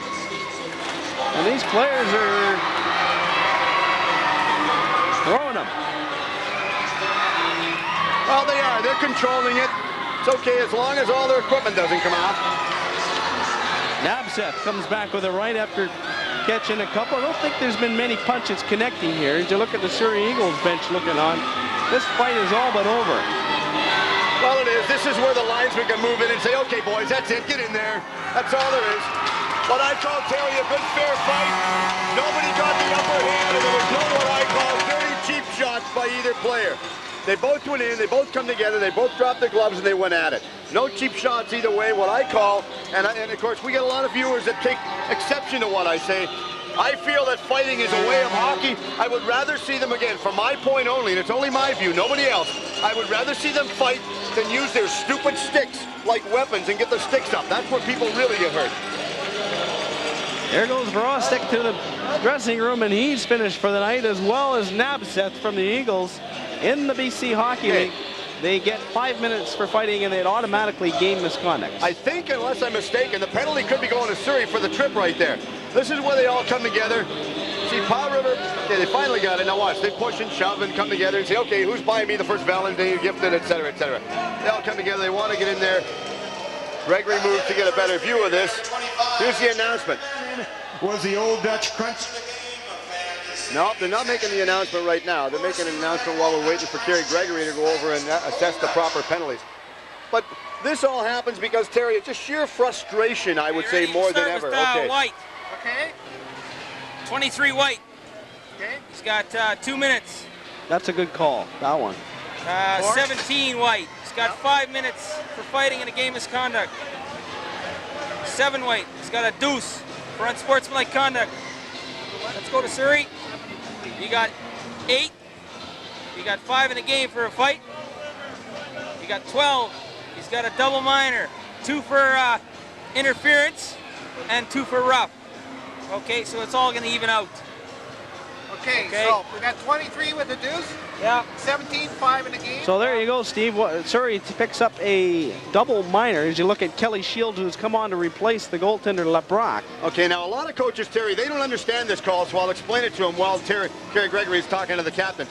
The major penalties in game misconduct, they're coincidental. They cancel out. Both of them play full strength for those two. The 4-minute penalty going against Surrey totals the 2-2 to 2 separate players for the Powell River Kings.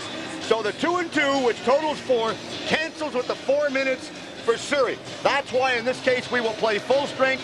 Every penalty out there so far that Kerry has called right now in this situation is coincidental. Steve, we mentioned the goaltender Shields. Kelly Shields has come on to replace David LeBrock. But Wishloff at the other end is holding his own, and still, I don't want to jinx him at this point, has let a goal in today. But 3.15 goals against average, tied in the league with Gas. That's right, but you look at the strong contingent of goaltenders that this league supplies, playing very, very well. All of them, doesn't matter whether it's Surrey all the way up to Merritt from top to bottom there. They've got strong goaltending, and of course, the biggest thing, now I've talked to a lot of the different players that play in the BC Hockey League, the biggest thing between playing in the minor leagues, and I'm talking like whether it's Bantam or Midget, coming up, taking the major step up to the Junior Hockey League, is the tempo or the speed. And you go from the BC Hockey League to the Western Hockey League, the speed is that much more increased. All those penalties even out in a 6-0 lead and a 5-on-5 situation. Full strength for both clubs, and we've played 4 minutes and 20 seconds. 5 minutes for fighting and a game misconduct. To number 23, Wyatt Tunnicliffe, 2 minutes for roughing. To number 7, Philippe Cloutier, 2 minutes for roughing. To the Eagles, number 8, Jeff Nabseth, 5 minutes for fighting and a game misconduct. And to number 12, Colin Hemingway, 2 minutes for interference and 2 minutes for roughing. Time of the penalties, 4:18. And as we talk and announce those penalties, Terry, no doubt we're going to have another couple of more because they come together. They did a little bit of push and shove. This is what I call just sheer frustration right now for the Kings because they are getting frustrated. Let's face it, if you're down 6, don't it, you've got to get upset. I mean, Coach Kent Lewis, he's doing everything he can out there. I mean, never mind feeling sorry for the Kings. Watch this. Going, he takes him in the boards. Good move there. Just sheer aggressive play by the Eagles in this case to get his man off the puck. Center it back out, trying to clear it out of their own zone. Good move. The Kings are running around right now, and the Eagles are what I call playing very disciplined. Never mind getting deuces down there. I watch referee Gregory go into the box. They're both trying to incite each other under what I call Rule 47 in the rulebook. Both players are going to be getting dimes or 10-minute misconducts plus the initial 2. So they're going to be in there for 12 minutes. They won't be out till about the 3-minute, 19-second mark of the second period. 4 minutes and 41 seconds played in this second period of play. A 6-0 lead. The Eagles led 3-0 after 1 period on goals by Bishai and 2 by McNabb. Steenbergen, Wilson, and McNabb's hat-trick goal is 3rd of the night, 30th of the season. Have the Eagles with that 6-0 lead. Face off outside the Kings' blue line. Number 9, Jeff Hogan, and to the Eagles, number 21, Trevor Rapchuk. 10 Here's minutes Earhart each right misconduct. Good save there, as those players both received misconducts. Earhart had a great opportunity here on the right side. Earhart goes head first into the boards off of that body check off your screen.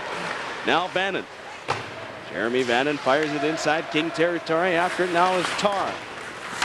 We'll see these players more often now that there's been a few players ejected in this hockey game and another handful in the penalty box. The Kings now around the right boards. Here's Mike Sullivan. Sullivan off the right boards, and here's a 2-on-1 chance, but an offside pass is the call as Sloan Bravner has made that one, and it'll come back inside King territory. Well, we call it the offside pass. Coaches, for the coaches out there, they call it the two-line pass. Either way, it's still a face-off back in the zone. Terry, you know, despite the fact the BC Hockey League is understandably proud of the graduates who've played in the National Hockey League, they're equally proud of the almost 600 players who have gone to obtain a U.S. college degree and many others who have obtained Canadian university degrees. Over the past decade, more players in the BC Hockey League have received what they call a full-ride U.S. college hockey scholarship or the Ivy League hockey financial aid package. So congratulations to all those individual players. 14 minutes, 30 seconds to go in this second period. Play inside Eagle territory now. They'll go back after it, set things up. Right side, Steenbergen. Here he comes, the neutral zone. And that'll be an offside pass as John McNabb's feet were over the red line when he touched that one and brought it over. That's right. He had to wait to see where the possession was by Jeff Edgley. Good call. But, you know, getting back to the players that have gone on to full-ride scholarships, et cetera, et cetera. A couple of individuals who we should know right now are some of the ones that have gone on. Gentleman named Bob Nicholson, who used to be the development coordinator for the BC Amateur Hockey. He is the vice president for the Canadian Hockey Association right now, based out of Calgary, Alberta. Bob is only one of them. Dave Barr is another one who was a pro golfer. There's also Dave Norris, NHL operations manager. Back in the neutral zone. 6-0 the score. Surrey in command. Not quite at the halfway point again. Here's Bishai. Stops along the right side, sets up Orr. Wrist shot, rebound off the side of the net by Bishai. Bishai's dumped. Kings will control. Errant pass will go the length of the ice. This will be icing when it crosses the touchline. And we have an icing call and a play stoppage with 13 minutes, 47 seconds to go in this second period. You know, Terry, I always wonder where the players go when they finish playing the Hockey League and the BC Hockey League. And a little bit of insight, some of the players have to play one extra mile. A gentleman by the name of Jimmy McLaughlin is right now. He's a golf director over in Sussex, England. So what a road trip that is. Hey, why we got the big manual out there on the desk? I'm sure everyone at home know you know all this stuff anyways, but we should ask a trivia question next play stoppage. We'll see if we can get any people at home who can figure this answer out.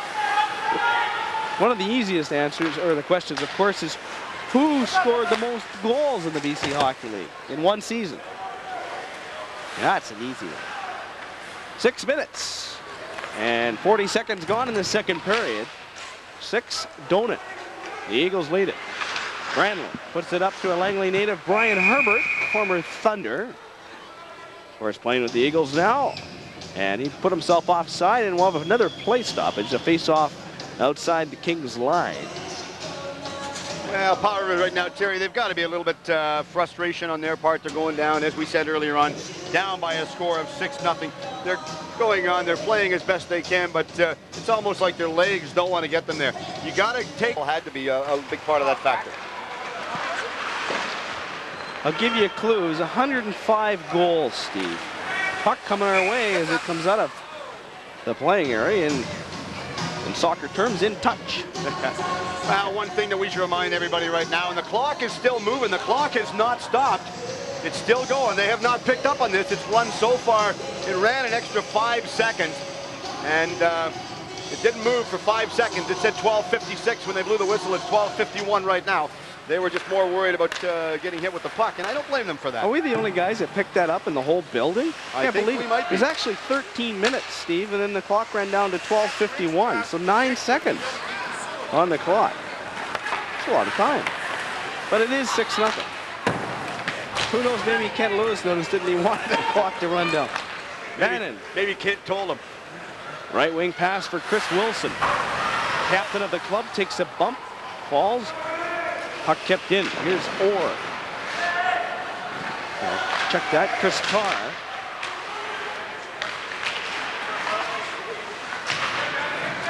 In behind the net now. Now the Kings with control. And a good body check thrown along the goal line there. And now in the neutral zone, here's Chris Wilson. Tarr has a chance to throw a check and does on Owens. Left side, here's Joe Vandermeer. Vandermeer's checked by Ellingson. Be-Shy now. He'll dump it inside King territory, and Powell River back for it in their own end. Metcalf, he couldn't get it out. Loose puck back after it is Holick. That one gobbled up by Vandermeer. Has a man open. That was Be-Shy on the right side. And the puck shot down the ice. This will go for icing. And a play stoppage with 11 minutes and 22 seconds to go in this second period. If you just joined us, it's 6-0 in favor of the South Surrey Eagles. They lead the league in goals for, in the league, they lead the Coastal Division. Well, from what we've seen so far today, Terry, we're not a bit surprised.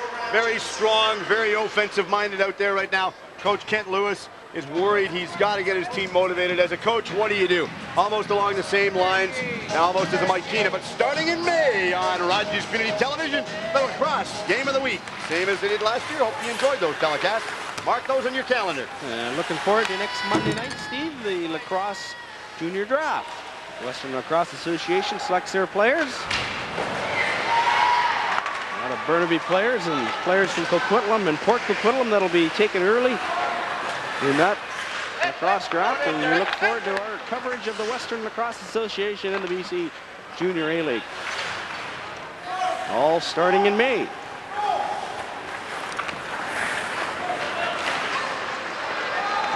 You see there's as we have another icing and a play stoppage with 10:45 to go in the second period. Lacrosse fans will know the name Johnny Tavares. And a couple of teams wooing him are the North Shore Indians as well as the Coquitlam Adnaks. So those two clubs would love to have him in the lineup. And of course, North Shore are going to have a new coach on the bench as well. We won't tell you who that is right now. You can go to the benches, games, and watch who they're going to be. A little bit of a change going to be with the Western Hockey League for this. They want to try and rob players here, but I don't think they're going to have their job very easy. 10 minutes, 40 seconds to go. Here's Wilson. Takes a check. Tarr, shot! Oh, in front of the net here. Had a great opportunity there. Was number 25, Jeremy Vannon. Tarr missed a check. Now here's number 47. That's Grabowski losing the puck. Actually threw it away. Skalicki. 4 Powell River Kings on the right side here as the referee got hammered. Carrying Crager, and he lost his whistle on the play. He picks it up. He's back into play now. Mike Sullivan. Left side. Here's Grabowski. Grabowski goes across the Eagle line. Left it there for Owens in front of the net. Picked up. Another chance. Grabowski on the side. A good shot there and a good test for Wishloff as he was tested by Eric Schneider. Schneider behind the net. Powell River puts on the pressure now. Metcalf. Back to the left point now. Not kept in by Kluche. And Powell River will be offside if they clear the zone, but the Eagles, John McNabb, fires it inside King territory. 6-0 as we have a play stoppage with 9:23 to go in the second period. Oh, the key in that one, Terry, right now is they're going in, they're dumping the puck, they're chasing the puck, but I don't know, if I was Eagles right now, what I'd do to add a little bit of, fuel to the fire maybe as we look at Peter Wishloff, initially from Oakville, Ontario, which is just outside of Toronto, Ontario. But I think I'd add a little bit of fuel to the fire right now. I'd go in, I'd tell the wingers, take the long shots when the goaltender stops it, turn and skate away and force him to get rid of it, then chase it again. Off the face-off, Vandermeer now in the left corner. Now Be-Shy, good chance, shot right on. Good save there by Shields. Shields came on to replace LeBrec. Long pass, that'll go for icing. No, it's waved off. And the Eagles will break out of their own end. Bad pass along the left side. Ellingson has no one to give it to but McNabb. Johnny McNabb now. Left side, Vandermeer. Wrist shot. Ooh, just wide. Just missed that far post. Out. He's got to blow that right away. Vandermeer. And the Kings go after Vandermeer right away. And, oh, that must have hurt. That was a head-down check. He had his head down all the way. The player down, number 55, Jean-Luc Martin. Okay, watch this, Terry. Watch this check. Is it solid? Got his elbow up at the last minute, but if you're going to call anything, you're going to call an elbow. But other than that, it was a good body check. Well, if it's an elbow, it should be a penalty. From our view on this side, Steve, it looked like a shoulder, but anyways. Okay, take a look at it right We there. got a Powell River Paper King player down on the ice, Jean-Luc Martin. Oh, Jean-Luc Martin, either way, whether it was an elbow or not, he felt that thing, and he just dropped like a sack of potatoes right there. No questions asked. Watch this. Watch his left elbow. Right there. Come out, flatten him in the jaw. I think he kept it down. You look at his arm we'll after. agree to disagree. Look at his arm after the play. His left arm is straight. You know, to have his arm come up like that if he's got a straight arm. It's easy. They can do it. Believe me. I've played enough hockey to know you can do it and you can get away with it. That's the key right there. Yeah, I see that. Now, obviously, somebody is getting thrown out. McNabb. Okay. McNabb is getting 10. Okay, so 16 blue got 10 in the game. Yep. 4 white got 10. Yep. Okay. Okay, there's the penalties. You could hear referee Kerry Gregory assess McNabb. He's not going to score any more goals right now than 3. He got a 10-minute misconduct and a game misconduct for all his antics after the whistle. And the Kings got only a 10-minute misconduct because I guess he felt that McNabb wanted to go after and didn't want to back off. So John McNabb plays a little over half a hockey game and ends up with 3 goals and 1 assist. Now John McNabb came in to help out his player, and that was Joe Vandermeer. Vandermeer felt a lot of that check too. And here's the check. Watch this player here. Here's Jean-Luc Martin right here. You make the call. It's close. It's really tough. It's on the other side. We can't really say if it was an elbow or not. But anyways, just after that, a Powell River King. There it is. I said Paper King. Powell River King player came in after the protection of Jean-Luc Martin. You know, his player's down on the ice. I don't blame him for getting upset. It was, in our minds, from this end, in my mind, anyways, it looks like a fair check. Tunnicliffe came in to help out, but then McNabb took exception to that, and he should stick up for his own player, and he did. He ended up getting 10 in the game. That's right. There you can see some of the many youngsters that come out here to the South Surrey Arena today to partake in this exceptional hockey game between the Eagles and the Kings visiting from Powell River. A little bit below exceptional. Number 4, Sean Owens, a 10-minute misconduct. And to the Eagles, number 16, John McNabb, a 10-minute misconduct and a game misconduct. Time of the penalties, 11-25. So 8 minutes, 20 seconds on the clock now. That's the time remaining in this second period. Good chance in front there. Oh. Number 23, Tunnicliffe had to do was walk out front. It went under his glove and hit the mesh in the left of the goaltender Shields with 8:05 to go. Okay, we take a look. This Terry comes across the line, looks, nobody to give it to, decides to take the shot. Underneath him, up and off, and out of play, and we'll have a face-off deep inside the zone, just deflected off the goaltender Shields right there. But again, a good solid league, but I'm quite interested to find out what's going to go on next year with the expansion. We have to talk to Ron Boylo before our next broadcast on the 19th of February from Langley, which will be shown on the 22nd at 3 in the afternoon on the Rogers Network. And we'll have to go and find out from Ron what's going on. Good chance for the Kings. They can't pick up the loose puck. Ellingson just couldn't get a handle of it. Otherwise, it was at least a 2-on-1, maybe a breakaway. Kings getting a couple of chances late in the last couple of minutes. Earhart sends a pass for the front of the net. The puck is loose. Now Colin Hemingway. His first hat trick in junior A after playing last year with the Port Coquitlam Buckaroos. We were talking also earlier on, Terry, about the players and the teams and different players have lost over the last little while. Another player that Powell River lost from our own backyard over here is young Robbie Gordon. Robbie Gordon's gone on right now. He's going on doing a little bit of schooling, et cetera, playing very well. Very impressive record for that young man, too, considering he was only right in our own backyard of the Cloverdale area. Played his minor hockey in Cloverdale Minor Hockey Association. The Vancouver Canuck draft pick. That's right, as he teased this one up, going in a low shot. Wise move by Shields to cover it up. He had somebody right in his doorstep. 6-0 the score. 7 minutes, 30 seconds to go in the second period. Skalicki fires it around, kept in by the Eagles. Here's Chris Wilson. Wilson, the shot right on. Shields makes the save. Loose puck grabbed by the Eagles. Now Orr. Front of the net. Wilson had a chance to deflect it. Now Tar the shot. He's hammered off the puck. Now the Kings will bring it out. Schneider lost it as he crossed the line. And here come the Eagles, 2-on-1.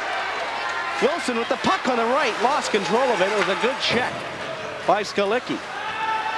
Puck fired down the ice. 6:50 to go in this second period. 6-0 is your score. John McNabb with 3 goals and 1 assist. He's now been banished from the hockey game. 3 goals, 1 assist. Not bad for half a game. Picked up a 10-minute misconduct and a game misconduct. That's impressionable. It'll rack up the numbers for him anyway. I think he'd rather have him in the number column for goals and assists, Terry. Shot by Conyers, turned aside there by Wishlaw. Kluche.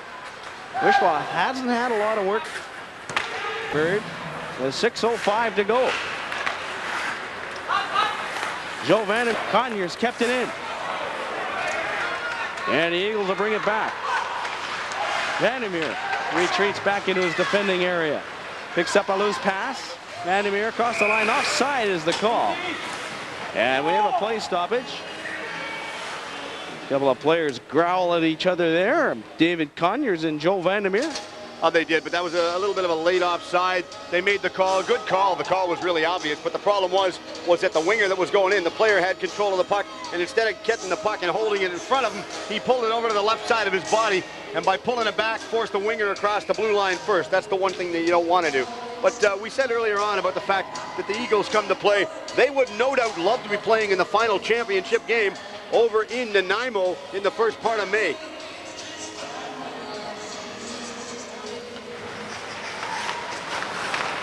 Off the faceoff. Here's Grabowski. Going along the right side, doing a good job here for a junior B player called up from Campbell River for this weekend series.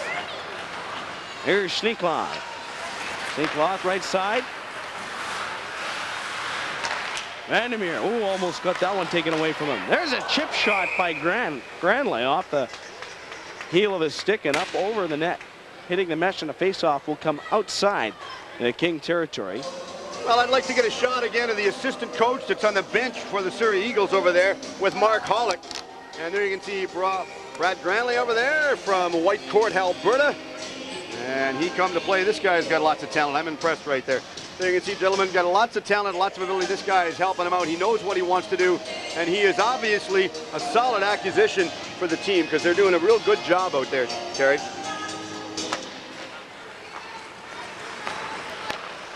Kings off the face-off, 6-0 if you just joined us. Live hockey action in the BC Hockey League from the South Surrey Arena with Powell River in their white uniforms and South Surrey in their blue and green uniforms.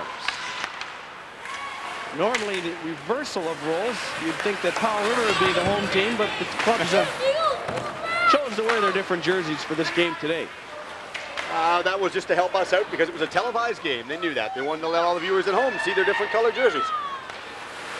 Down to 4:45 to go in the second period. Eagles forecheck. Still going in deep. They can afford to go in with 2 forecheckers deep. A 6-0 lead. Well, they can. No questions asked. Terry, I think it's only appropriate this time while I'm going through some other stuff here. You can let everybody know on your answer that you were going to tell them earlier on, and some other presents in the pros that I forgot to mention or didn't have time to mention in the first period of people that have gone on to develop their skills in the National Hockey League. Andy Moog, David Oliver, Ray Ferrero, and Dallas Drake. And also, in addition, there's been some also officials, referees and or linesmen, including Robbie Schick, Mike Lego, Brad Lazarowicz, Jay Scher, Shane Heyer, Baron Parker, and Lonnie Cameron. Soon to add Jeff Edgley. I'm joining the Jeff Edgley fan club. And did Jeff pay you for saying that or what? Hey, he's 6'7" or whatever he is there. He can say whatever he wants. Penalty coming up. I believe it'll be an Eagle penalty as Bishai touches the puck. It will be an Eagle call. And possibly an elbow. Kerry Gregory has made the signal. Surrey Eagles will be shorthanded. Powell River only, with all these penalties, only 2 power play chances thus far today, and 0 for 2. Okay, now you can give everybody your answer earlier on to your trivia question, Terry. Keep them the on trivia question. tap. Yes, Really... you better. As we watch this going in, there's the elbow right there. Was it obvious? Sure it was. 105 goals is the record in the BC Hockey League, and I probably say this every broadcast. Brett Hall, 105 goals one year with the Penticton Knights at that point. Penticton, I gotta make sure the teams are right. I call the Panthers now. And also, when you were talking about goals, most goals by a BC Hockey League player, Gordy McKay with Penticton in 1973 to 76 got 208 goals for those years that he did play with Penticton. And the most assists playing with South Surrey, as we said earlier on, from 93 to 96 is from South Delta product, Shane Cuss. Back at the left point. The Kings shot. Oh, fanning on the shot there was Schneider. He had a great opportunity. Conyers kept it in. Schneider looks for it. Comes out in front of the net. Conyers. Schneider the shot. Teed it up. Hit a rolling puck. Kluche keeps it at the left point. Power play for the Kings. The Eagles have scored 2 shorthanded goals thus far in the hockey game. That was on that double minor that was carried over from the first period. Early in the second period, they scored those 2 shorthanded markers. Jeremy Vannon now fights after a loose puck. Kings will come in after it. Conyers digs it out. Loses it. Here's Steenbergen. He's got Vannon on his left. Steenbergen elects to go to the middle and lost it. The Eagles fired inside King territory. 57 seconds to go in the penalty. 3 minutes, 15 seconds to go in the second period. 6-0 Eagles. Wishlock out of his net. Fires it around the boards off the stick of Steenbergen. And he'll go off for a change. 43 seconds remains in the penalty. Coming up to the 3-minute mark. Actually, the 17-minute mark. 3 minutes to go. Aaron Schneekloff couldn't pick up the puck. The Eagles do grab it, though. Here's number 21, Trevor Rapchuk from Yorkton, Saskatchewan. Lost it. Now Metcalf gets hammered along the boards by... That was Rapchuk that gave him a ride into the corner. Free ride for that. He wasn't waiting at the bus stop. He just went hammered. 10 seconds left in the penalty. Now down to 5. 2:25 to go in the second period. This power play will be over. We have an icing call. With 2:24 left in the second period and a 6-0 lead. And of course, for the Eagles. Some of the other spectators on hand watching this game here from the South Surrey Arena. And we'll take a look right now.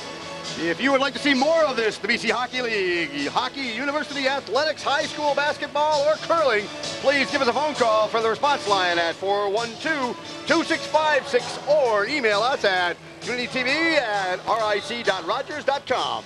And make sure, this is a question, what kind of sports do you want to see on Rogers Community TV? And we're definitely going to take input from the viewing public out there. If you want to see more hockey, phone in. Phone us and let us know. We can't do it without your input. We really appreciate your assistance.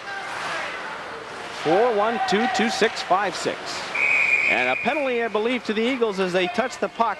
And it'll be a holding the stick penalty against, I believe, Granley might go to the box. Hey, he sort of smiles when he goes to the penalty box right there. It's a little bit obvious. I always tell a player, if I'm reffing a game, I always tell him, if the guy holds your stick, rather than come over and complain to me, the easiest way to make it look so obvious, let go of your stick. A little bit easy to justify when the guy's got his stick plus yours. And the other thing is just rent it. Watch this. You can see it in the far side of the screen there. 2 sticks. Yes, you can't do that. It's my way or the highway. I'm sorry, baby. Put Velcro on your glove and hold on to this stupid thing. Wedderburn, 2 minutes for holding a stick. Time of the penalty, 17:45. Okay, so we have the play inside Eagle territory now, and a power play opportunity number 4 on the night. They're 0 for 3, the Kings are. And they trail by 6. They need just something to get things going. Here's an opportunity on the right side. Right in. Wishloff makes the save off of Jeff Hogan. And Hogan's been stymied tonight. He leads the club with 57 points. Hogan goes off. He hasn't had a lot of ice time tonight, I don't think. I haven't seen Hogan out there a lot. I was wondering if he's got one of those nagging injuries. The end of a 3-game series this weekend. It's called tired. Vannon, 3 games in 3 nights.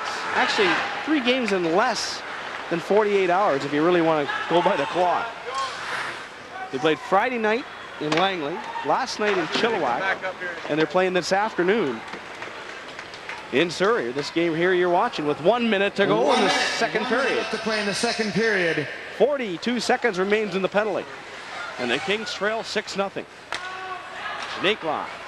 Left side, Mike Bishay along the blue line. Makes a move, gets tripped off his feet. I guess that's how you get tripped. Metcalf now.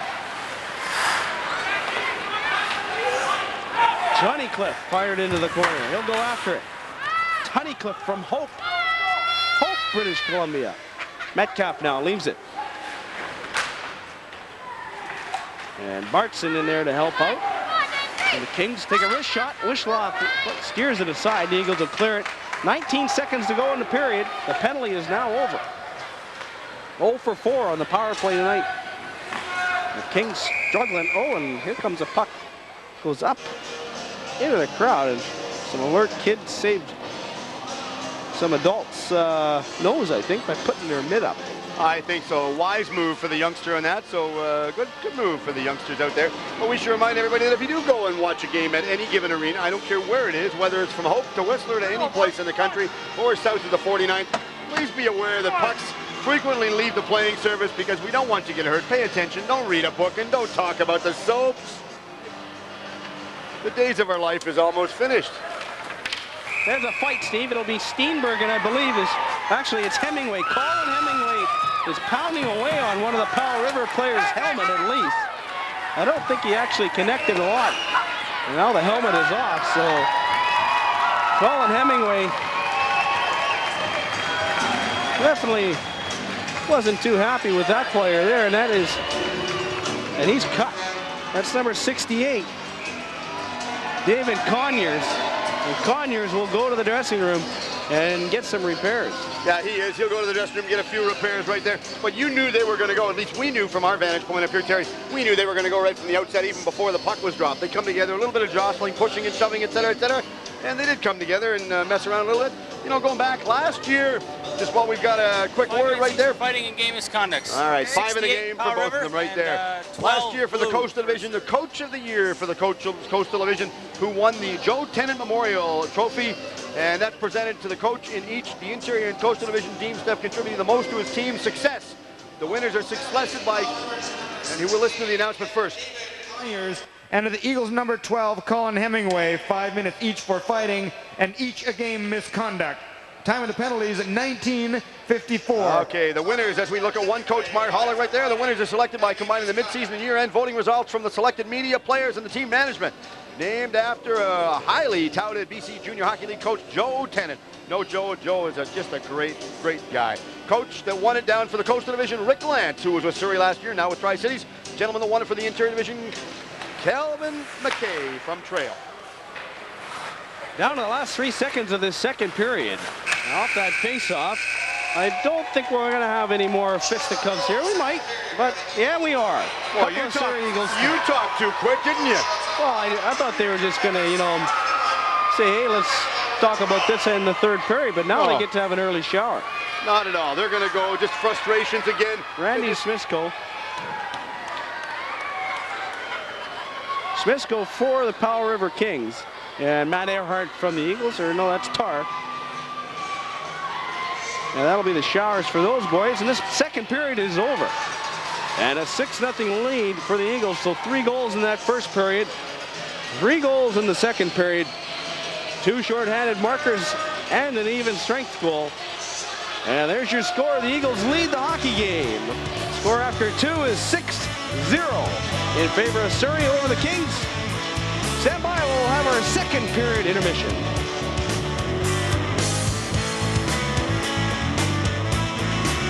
Your say. Call the Rogers Community Television Viewer Response Line at 412-2656 or 850-5366.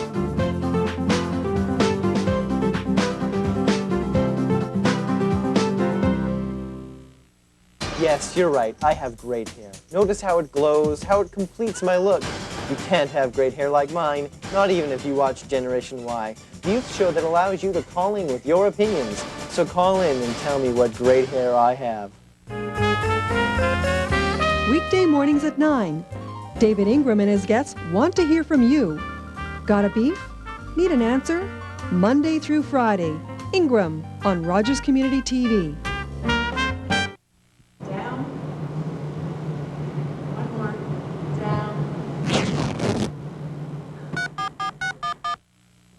Hello, Complaint Department.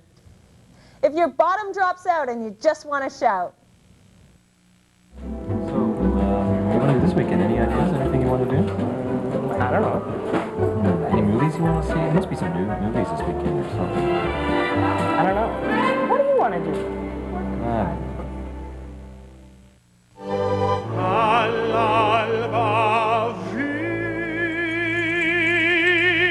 As an opera singer, Ben Heppner knows the importance of healthy lungs. Research and education are breaking through the barriers of asthma and other lung disease. But there's still work ahead, helping more Canadians live life to the fullest. Please, join me in giving generously to the Lung Association. Give me a sign. What are you trying to say?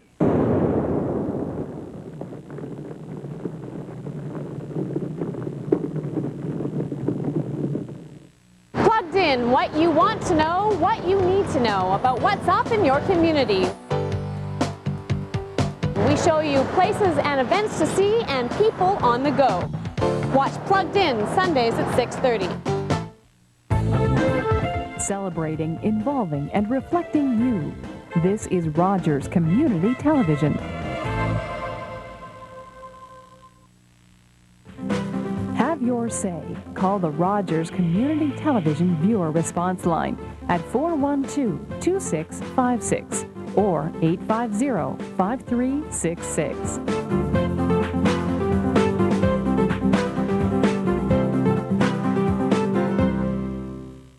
Hi, I'm Shelley. And I'm Courtney. Shelley and I have a whole new exciting season for you with celebrity guests, fishing tips, and cooking segments. Watch Fishing with Shelley and Courtney on Rogers Community Television.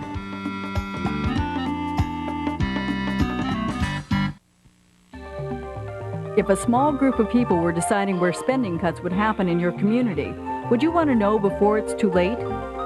City Council coverage on Rogers Community Television. It's real, it's important, it's your life.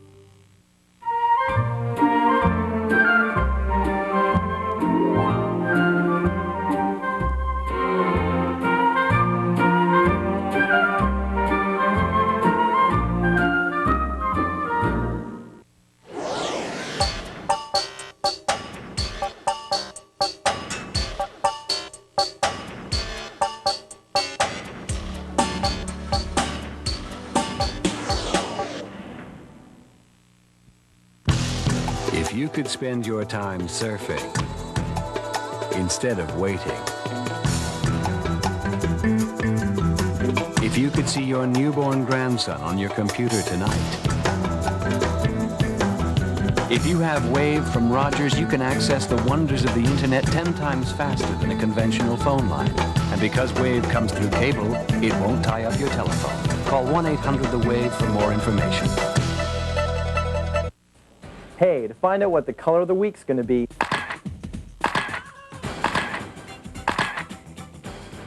make sure to tune in to Generation Y every Tuesday at 7 p.m.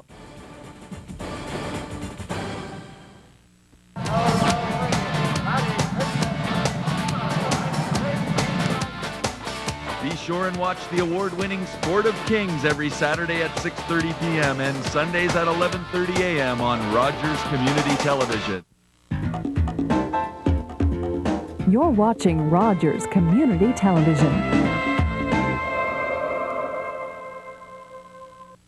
Dealing with the law can be difficult. There is a program dedicated to answering your questions and hearing your concerns. Join me, Scott T. Taylor, lawyer and host of Under Appeal on Rogers Community TV. Hello, I'm Chris Tidd. The key to your financial future is managing your money well. Join me each week for The Investment Scene on Rogers Community TV.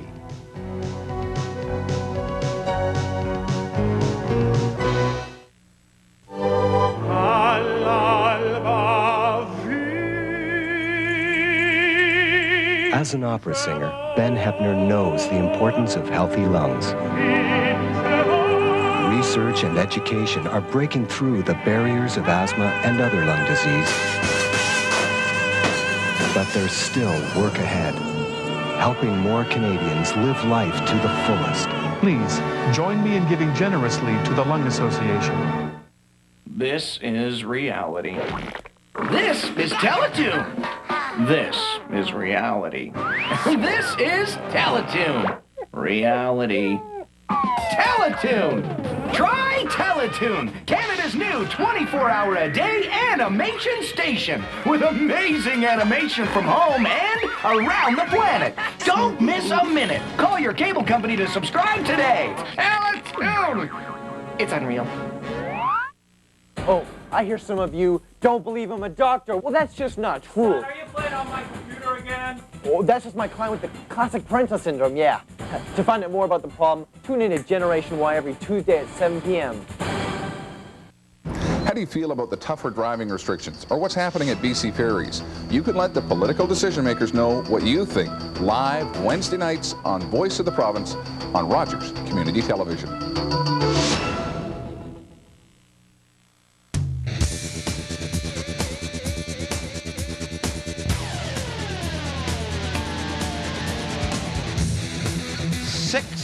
Nothing is the score in this hockey game. Our second period intermission continues here. And a 6-0 lead in favor of the South Surrey Eagles. Steve Erickson, 3 goals in the first period for Surrey, and they just kept things coming to a couple of shorthanded goals early in the second period and an even strength goals, and well in command of this hockey game. Oh yeah, very, very dominant, Terry, and what they want to do. The only thing the Kings rather, and I knew we both get caught, but the only thing the Kings can do now is come out and at least try and win the third period. If they win the third period, that builds their confidence up going back home for the homestand they've got. They can at least boost their momentum a little bit, because let's face it, right now they're playing, but they're not playing like they really want to win. They don't have what I call the PhD, the pride, hustle, and desire to take it to the next level. Well, they definitely have struggled. They're second last in goals for in the BC Hockey League, and for a team that is playing 3 games in as many days is definitely going to have to work on as far as getting their legs for that third period, and a great opportunity, Steve, as you mentioned, come out and win the period and work on that for the homestand coming up. Scoring summary in that second period goes as follows. Steenbergen, a short-handed goal, unassisted, got things going at 49 seconds of that second period of play.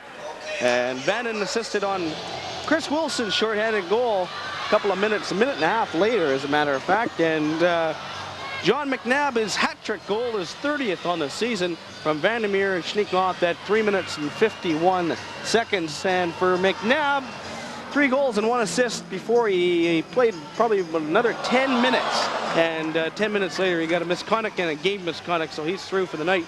And surprisingly, a player that only plays half a game, a little bit more than half, 8 minutes left in the second period. He's probably one of our front runners for the game, player of the game. Well, he is almost, visions of Shane Cutts when we saw Shane play here a few years back, and even last year until he retired and went on to play down in Reno now. But yeah, he's got the ability. Nice to have a man with that amount of talent and caliber of play on your own team, because I know Kent Lewis would sure love to have him on his team. I hope you got lots to talk about in this second period intermission, because I look out onto the ice there. They just had a little guys game, and they finished up, and then they had a puck contest, so now they're just going to start cleaning the ice now, so we'll stretch a little bit. We should really get a shot of this, because I tell everybody that the future of the game, as we see it right now, from my point and Terry's point, are the young people that are on the ice. The younger generation coming up, believe me, they're the future of the game, and without them participating, and again, all the unsung heroes behind the scenes, what I call the volunteers, we really appreciate their assistance, because these youngsters, Terry, when we were watching them play the little mini game out there, they have a lot of fun. They fall down, they get up, they don't get frustrated. They haven't been taught all the little foolish plays yet and how to hit people and all that. and they just want to have fun. That's the bottom line. That's for sure. They are having a lot of fun out there. And another guy that's having fun, he's downstairs with one of 4 Eagles that's been kicked out of this hockey game. Mark Jones is standing by.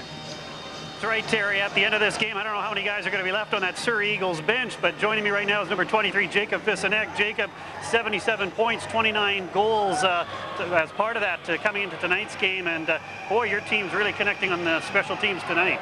Oh yeah, it was a pretty good game for special teams. We kind of outworked them on the power play and the penalty killing. I think we scored 3 power play goals and 2 shortened goals. So it's so far so good. So far, so good, and this weekend, so far, so good. I mean, 6 goals tonight, and your team outscored Merritt in back-to-back games Friday and Saturday. I believe it was 15-5, so goal scoring is not a problem at this point anyways. Yeah, well, the last 2 games before playoffs, every team tried to pick the game up and try to work as hard as possible. So I think we tried to pick it up too, and everything was going so good for us. Just before we talked to you here, you had a fan club just down by the Eagles dressing room, a lot of the young fans. I guess you're a big fan favorite here. How has the adjustment been coming here to Canada from the the Czech Republic rather, 2 years now in Canada? How's the adjustment been as far as hockey and life in general here?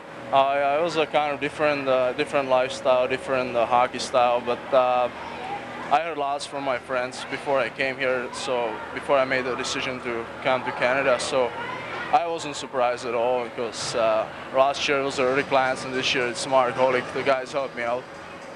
Right, and as one of the alternate captains here, you've got a big leadership role with Chris Wilson as the captain, and I guess you've got a few young guys who are definitely playing a big role here tonight. You've got Hemingway, who was a little bit of the action, and Tar and Earhart almost notched a couple goals here tonight as well. Yeah, it's good the young guys step up before playoffs and show the toughness. Obviously, they want to show the toughness to coach and defense, and fans love it. And 6-0, it's a pretty good game. Looks pretty good for the Eagles tonight, and I guess a couple more weeks left in the regular season, and then you're on your way looking forward to the playoffs, I guess. Yeah, how you said, it's 10 more games or 9 more games, and we are looking forward to playoffs, and it's just a good season so far. Well, and we hope it continues. If it can match up to last year's season, then it'll mean you'll be the, I was going to say Centennial Cup champions, but I guess it's Royal Bank Cup now. So good luck to you, Jacob Fissanek. Okay, thanks a lot. Thank you. Jacob Fissanek, one of the alternate captains of the Surrey Eagles. Back to you, Terry and Steve. And thank you, Mark. And we're going to take a bit of a break because they're cleaning the ice still, and they're going to be a few minutes away. So we'll take another break. Come on back. 6-0 is your score. We'll be right back with our second period intermission. Call the Rogers Community Television Viewer Response Line at 412-2656 or 850-5366.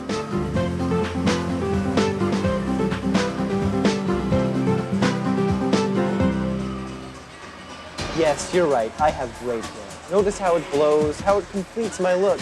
You can't have great hair like mine, not even if you watch Generation Y, the youth show that allows you to call in with your opinions. So call in and tell me what great hair I have. Weekday mornings at 9. David Ingram and his guests want to hear from you. Got a beef? Need an answer? Monday through Friday. Ingram on Rogers Community TV.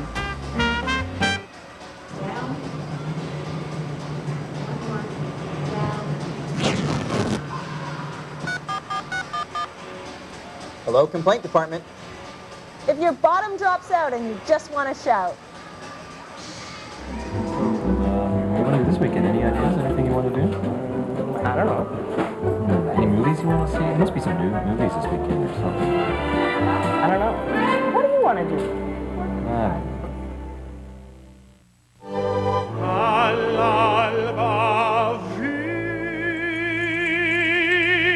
As an opera singer, Ben Heppner knows the importance of healthy lungs. Research and education are breaking through the barriers of asthma and other lung disease. But there's still work ahead, helping more Canadians live life to the fullest. Please, join me in giving generously to the Lung Association. Give me a sign. What are you trying to say?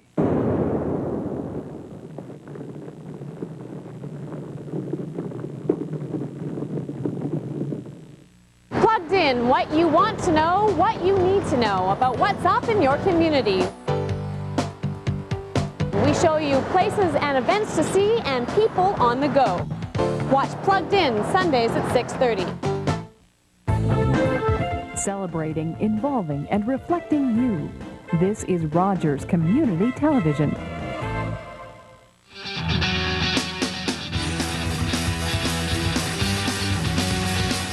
Well, Steve, a 6-0 lead as we continue with our second period intermission. Something I want to get out of the way here. We talked about the little guys out there playing, but one of the fathers came up to the booth, and one of his little guys is in the crowd tonight, and his name is Hanlon Honeywell. He just turned 9 years old, so your dad wants to say happy birthday, but there you go. Lives in the South Surrey area. Said he's not enrolled in hockey yet, but they're looking at it. They're playing street hockey.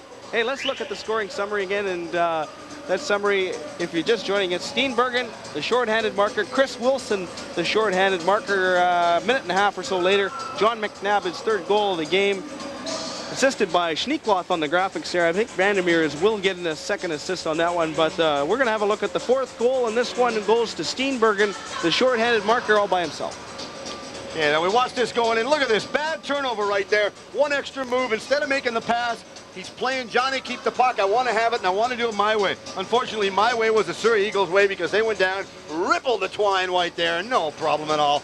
I can steal it from you if you want to give it to me. It's a tic-tac-toe thing, and he did it. Specialty teams has been the story of this hockey game. 3 power play goals for the Eagles, 2 shorthanded markers, and a regular strength goal. What can you say about shorthanded marks? And here's another mark. Mark Jones standing by. Thanks very much, Terry. Joining me once again here is, as we say once again, because we talked to him earlier in the season, it's Cliff Annabelle, president of the Surrey Eagles and South Surrey Eagles. South Surrey Eagles. That's right. We've got you've added the South in the last couple of years, I guess. Well, that define where we're at from last year.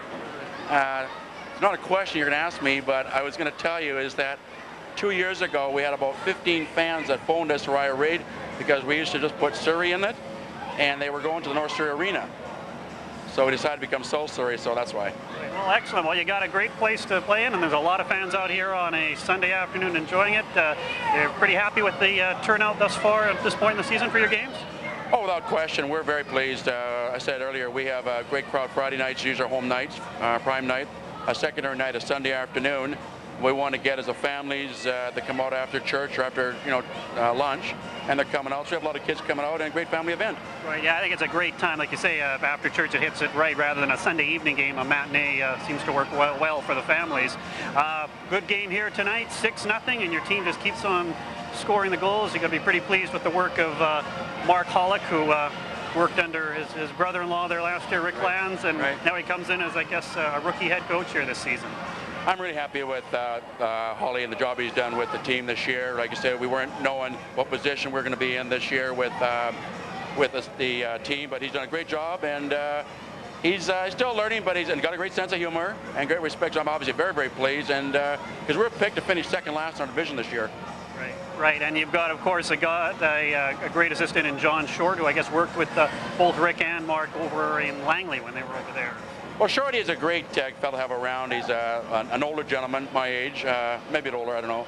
And he's got a sense of humor, and he's a calming effect on the kids, and a volunteer that loves the game and loves to be involved with the game of hockey.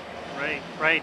Well, yeah, that was so much you talked about last year. There was so much people were saying, well, at the beginning of the season, let's not talk about last year's Surrey Eagles. They did a lot. They did great things. Or South Surrey Eagles, I should get that in. But this year it could be a whole different ball of wax, and it's not looking too shabby this year. The record the team's got well over 30 wins already at this point in the season. Well, we have unfinished business, as we call it. As you know, last year we felt we got robbed in the Royal Bank Cup last year in Summerside. So this year it's held in Nanaimo in May. So the water we use is called unfinished business, and we got a goal and objective, and won't be satisfied until we win it.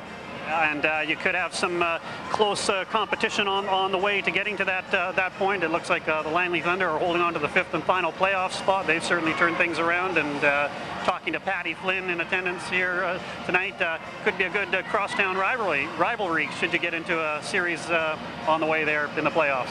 I would like Langley to make the playoffs, and that Patty's a good coach, fine gentleman, and the owner is a friend of mine, and obviously a rivalry up the valley a bit, and be both good for both teams. Great. Well, we hope to see. We know you'll be there in the playoffs. We hope Langley gets there as well. And thanks again, Cliff Annabelle. Thank you. Appreciate it. Thank you. One thing here, Terry and Steve, before we go, I just want to get in. Patty asked me to mention they are having a makeup game at home on Tuesday, February the 12th. It's a makeup game against Victoria. Victoria couldn't get over here at one point earlier in the season because of some ferry difficulties. So they'll be playing that at the Civic Center in Langley at 7:30. I hope I got that right as I wing that there. Back to you, Terry and Steve. Thanks, Mark. And the Langley Thunder definitely February 12th. We'll keep that date in our memory banks. We will, but I got to talk to Cliff off camera here and tell him that he's got to mellow on about this age thing. Cliff's not much older than myself right now. So you can see some of the pennants that the South Surrey Eagles have won over the last little while. And this team, they come to play it. And no doubt Cliff says they've got unfinished business. Hey, they're a team with a mission, as we said earlier on. Well, we've got some unfinished business to do, and that is start calling the South Surrey Eagles by their proper name. So here we go. From here on in, you're going to hear it, South Surrey Eagles. And it's funny that I haven't been reminded of that before, because I'm probably the reason why all those 15 callers had phoned in. Anyways, our intermission continues. 5 minutes left before we start play here, but let's look at our 5th goal on the replays. All right, we take a look at this one again. A give-and-go situation, a bad turnover by the Kings right there. And who wants it? It's just basically a foot race. The Kings right now looking like they're really tired, they're really slow, left them all alone. He goes over, challenges the puck, again, right through the 5-hole, going down. Shields had no luck on that one at all, unless he went down, did a butterfly or stack the pads and try and stop and put the stick down. But either way, he didn't come out too successful in that. Well, that was a goal by the captain, Chris Wilson, and Chris, the rugged player and the captain of this club, had mentioned, from Seattle, Washington, having a great year. He's been with the Eagles for, I think this is his 4th season. So he'll be moving on next year. He definitely would like to take care of that unfinished business, as Cliff Annabelle was just talking about. And of course, we mentioned earlier, May 2nd is the starting date for the Royal Bank Cup, and it'll be in Nanaimo this year, so there'll be some good spectators showing up for those events at the old barn in Nanaimo. And what a classical rink that is to watch a hockey game. That is. Now, I'm unsure right now. I don't know whether they're going to be playing at the old Civic Center in Nanaimo, or whether they're basically going to be using the new one, the Bevan Park Arena. My guess would be, Terry, because of the seating capacity, they would have to go with the Bevan Park Arena because it's so much larger. There's an awful lot more parking spot down there as well. I don't even know about the Bevan Park Arena, so there you go. You know a little bit more about me. Refed over there for years, and I know it. In fact, I refed over there when Cliff McNabb was in charge of the team. Cliff and Larry McNabb, and of course, again, the people from the island, if they want a hockey team and they want them to win, they're going to go because they really get behind it. I know Nanaimo is going to be really strong. Speaking of McNabb, John McNabb got a hat trick before he was banished at 12 minutes of that second period, and he's our highlight of the 6th goal here. Okay, he comes down, makes it look so simple right there, walks in all by himself, nobody halfway near him, and he goes in. Again, if they're going to give the puck up, Surrey's going to capitalize on the turnovers.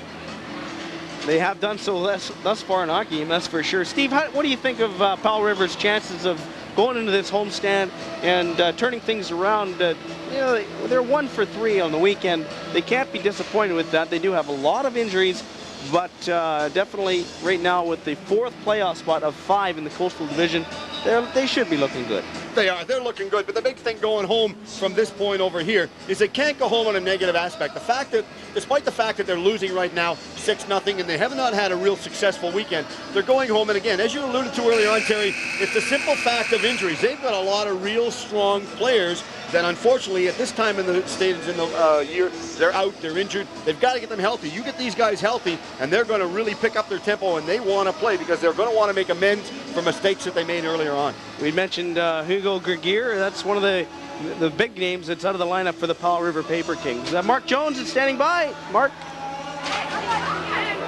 Thanks very much, Terry. I can hardly hear you here. We were here with some great rambunctious fans here who were seeking autographs, and you guys enjoying the game? Yeah!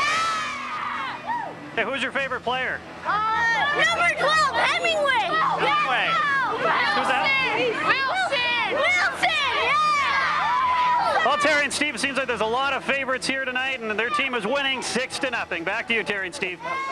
I don't think they can decide on who their favorite player is. Well, they don't know. Somebody says a name and they all jump on the bandwagon. It's almost cheering like for the Canucks right now. You don't know whether you're going to cheer or you're not going to cheer. Steve, one of the highlights we're going to show now is probably the toughest hit I've seen in a long, long time. Oh, this was really rock'em sock'em. Keep your head up, baby. I'm coming to go to you right now. Look at that. Did he ever hammer him? Caught him right there with his head down, and he clearly leveled him. Now, a little bit of fisticuffs after that. They come over. They voiced their disapproval at that hit. They felt naturally Powell River felt it was dirty. But let's face it, if I was on Powell River and I was coaching and you were playing, I would want you to go after the player and challenge the player as well, because you've got to stick up for your teammates. You can ill afford a player on your own team to take a solid body check like that. He did, as you said, Terry, left. I believe he went to the hospital for possible, checkup to see how he's doing, et cetera, and we hope that, he is healthy. We don't want them to get injured and hurt anymore because, let's face it, Terry, safety is the most that we have to look for. That's 2 players in this hockey game that have gone to the hospital for the Powell River I did it again. Powell River Kings. And as you looked at the assistant coach, Dean Lewis, but that was Jean-Luc Martin had went, and earlier in the hockey game, they'd lost. See, the injuries are definitely mounting up. Patrick Glenday went out with a head injury as well in that first period of play, so a couple of players that are going to be adding to the 5 that are missing out of today's lineup already. Number 11, Randall Smithko, and to the Eagles, number 28, Chris Tarr.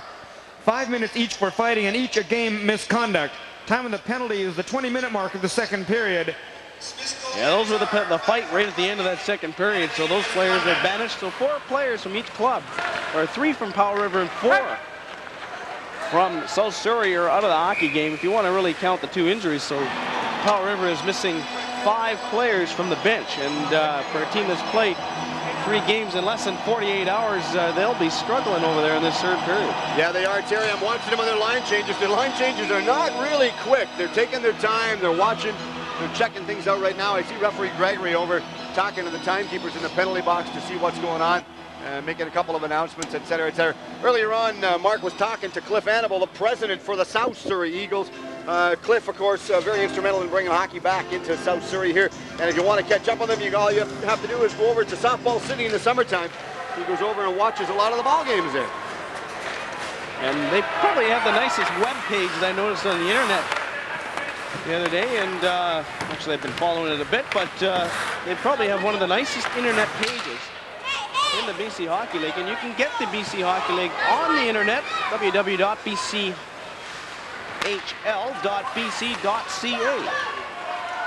bchockeyleague.bc.ca. You can check out the internet for the BC Hockey League. 1 minute gone in this third period of play. No penalties on the clock. Teams are playing full strength in a 6-0 lead in favor of the South Surrey Eagles. Rycroft. That puck dumped in by Rapchuk. After it was number 14. That was Steenbergen, who's got a short-handed marker today. Back for it, Skilicki. Now here's number 22. That's Wedderburn. Brian Herbert misses his man with a check. Picks the puck up out of midair. Brian Herbert now across the King line. Dropped it. The Kings will try to come out, but that one chipped away. 1 minute, 40 seconds played in this third period, a 6-0 lead in favor of the South Surrey Eagles. 3 goals by John McNabb, Mike Bishai, Steenbergen, and Chris Wilson, the captain of the club.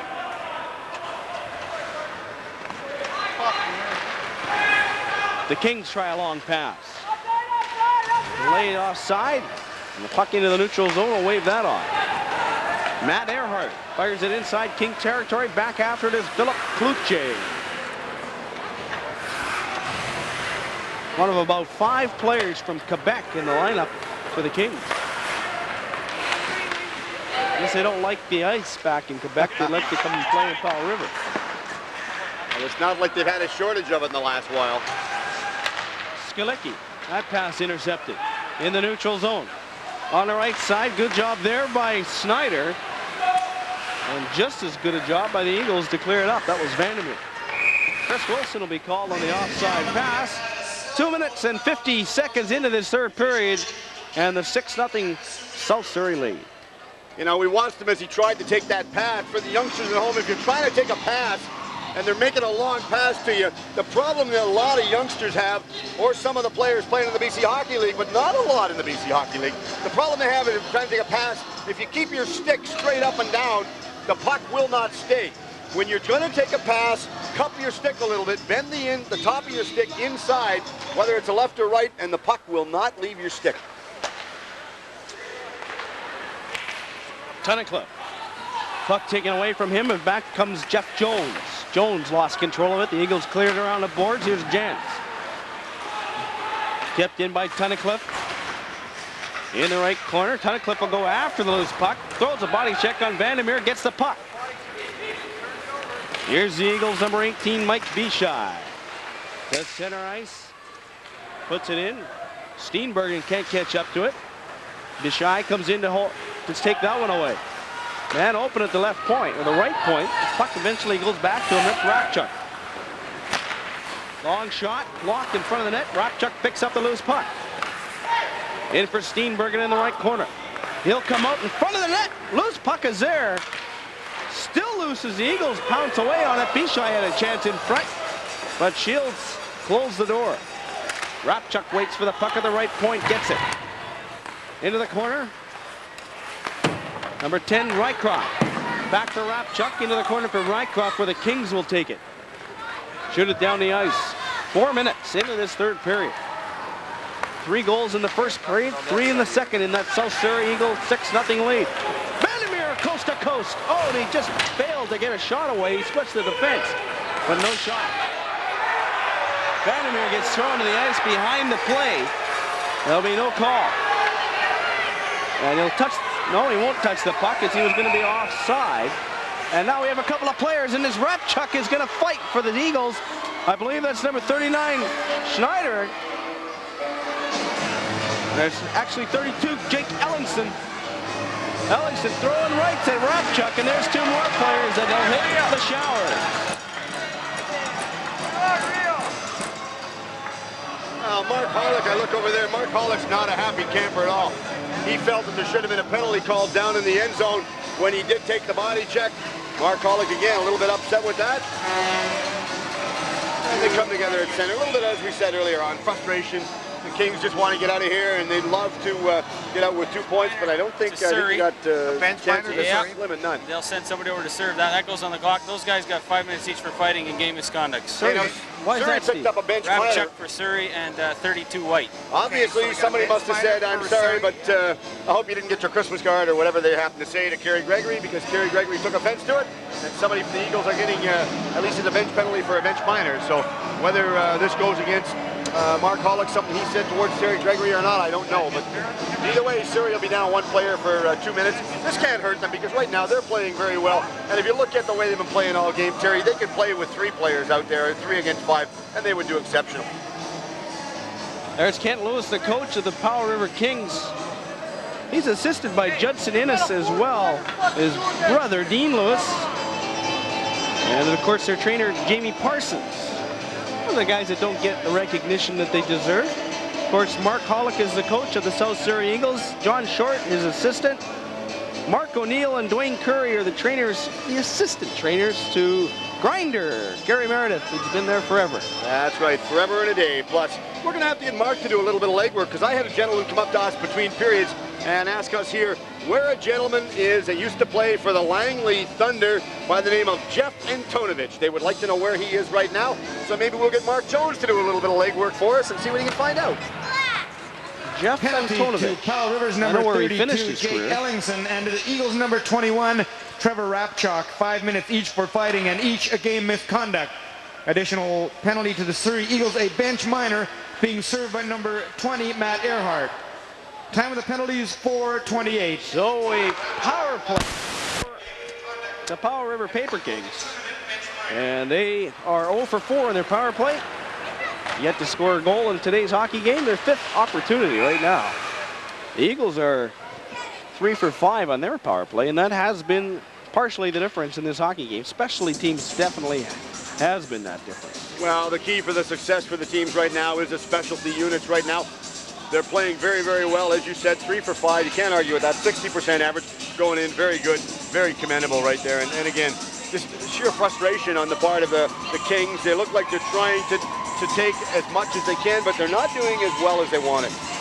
You'd mentioned Jeff Antonovich, former Langley Thunder. The year that the Thunder were knocked out of the playoffs, Kamloops Blazers were hosting the Memorial Cup that year, and Jeff was in the lineup for the Blazers. Finished the year off in Kamloops, so where he is now, we'll have to find out, eh? Herbert, chance in front, scores! Mike Bishai gets the goal, takes the pass from Brian Herbert. Nice pass right there, heads up. He was cutting in, and again, this is a team effort. We told everybody earlier on that the team wants to play together. We'll get a chance to watch 91, this. 77. There you can hear Kerry Gregory just reporting the goals of the penalty timekeeper right there. But again, no individualistic moves on this one. Going down, watch him coming down across the blue line, heads up, underneath the stick, and just a quick give and go situation where it deflected off the toe of his stick into the net, right once again through the 5-hole. I don't know, maybe Kent Lewis should look at possibly hiring a goaltending coach down here to teach these guys. A shorthanded goal, their 3rd shorthanded marker of the game. Shorthanded by number 18, Mike Bishai. Assisted by number 91, Brian Herbert. And by number 77, Joe Vandermeer. Time of the goal, 5:20. Just trying to look to see how many shorthanded goals the Eagles have scored this year on my paperwork. I can't find it, but they do have 3 tonight. And here's a breakaway chance on the left side. Shot! Oh, just off the target. A good chance for Jeremy Vannon.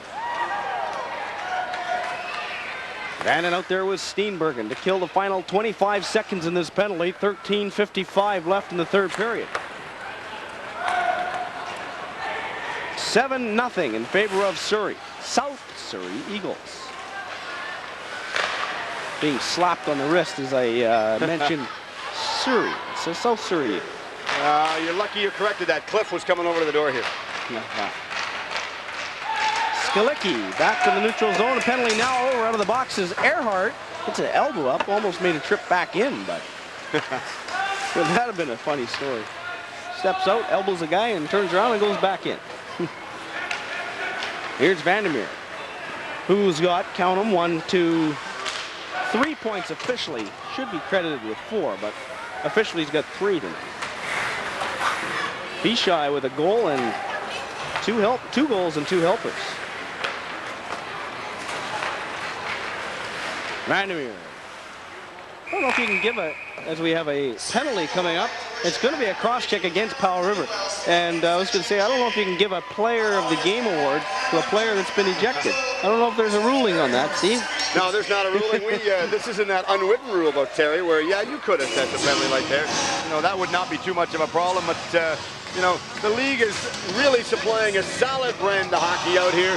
They've changed the name from the BC Junior Hockey League to the BC Hockey League. A lot of people very, very familiar with this league, and they know that this league supplies a solid brand of players, and it takes a talented group, a lot of people behind the scenes. Like, for example, Langley Thunder, their farm team are the Grandview Steelers. South Surrey Eagles, their farm team right now, or the team they draw from, are the Delta Islanders in the Junior B League, in the Pacific International League. 2 minutes for cross-checking. Time of the penalty, 7:05. So the power play opportunity, number 6 for the Eagles. The shot right on, and Shields makes the save. And Steve, at this point, I want to say a special hello, not to hospital patients, because that's Jim Robinson's line, but your mom, Doreen, and Carl are at home in Abbotsford, and Doreen has been fighting an illness, and we wish her all the best and hope a speedy recovery. Well, Terry, I just think on that note, I think I'd like to thank everybody that stopped me on the street and given me all the best wishes from Mom and Dad, too. So I really appreciate their thoughts, myself and the family. Schneekloth at the right point on this power play. 1:40 to go in the penalty. 12:30 left in this 3rd period of play. Mike Herbert, or Brian Herbert, tried for Schneekloth. And the Kings will bring the puck, kill some time in the neutral zone. Schneider holds onto the puck, dumped it off, and shot down the ice by Jens. They just dump it down and go off on a quick line change. They got to get fresh legs out. They're tired group of boys, Terry.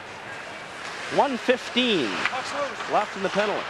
12 minutes, 5 seconds left in this third period. Body check throw, another shot, turned aside by the goaltender Wishlaw. Only played 29 games last year and is the #1 netminder in Surrey this year. Well, he's got a full-time job, and with the way this young man plays, he deserves to be the #1. Of course, Chris Peck, the goaltender last year, the #1 netminder in South Surrey here. As the Eagles bring the puck across the line on the power play. Wilson on the right point. Vandermeer on the left gets the puck in close. And the Kings are able to clear. 24 seconds remains in the penalty. Down to 11 minutes, 15 seconds to go in this period. Great chance in front of the net, Bannon. And the goaltender Shields, who's played strong since coming on. Only allowed 2 goals since he came on in the second period. 7-0 is the score. The Eagles lead it. Power play coming to an end, so they will be 3 for 6. Not bad, 500. Wilson sidesteps a check, drops it off for Jeremy Venn. Bannon across the blue line, long shot. And Shields got most of his stick on the puck. And now the puck shot up out of play. And we'll have a play stoppage with 10 minutes and 40 seconds to go in this third period. All the youngsters in the stands going to chase the puck, and of course, good crowd on hand here at the South Surrey Arena. And for the lacrosse game of the week starting in May, be sure to mark the dates on your calendar.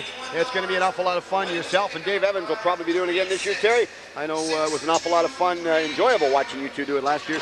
And the Western Lacrosse League supplies real strong lacrosse, possibly just the step for professional lacrosse on the West Coast. Just seen Dave Evans on the way over here. I waved to him, and I seen him in Langley at a 7-Eleven picking up a couple of Slurpees. But look forward to working with Dave in the upcoming lacrosse season. 10 minutes, 30 seconds to go in this third period of play.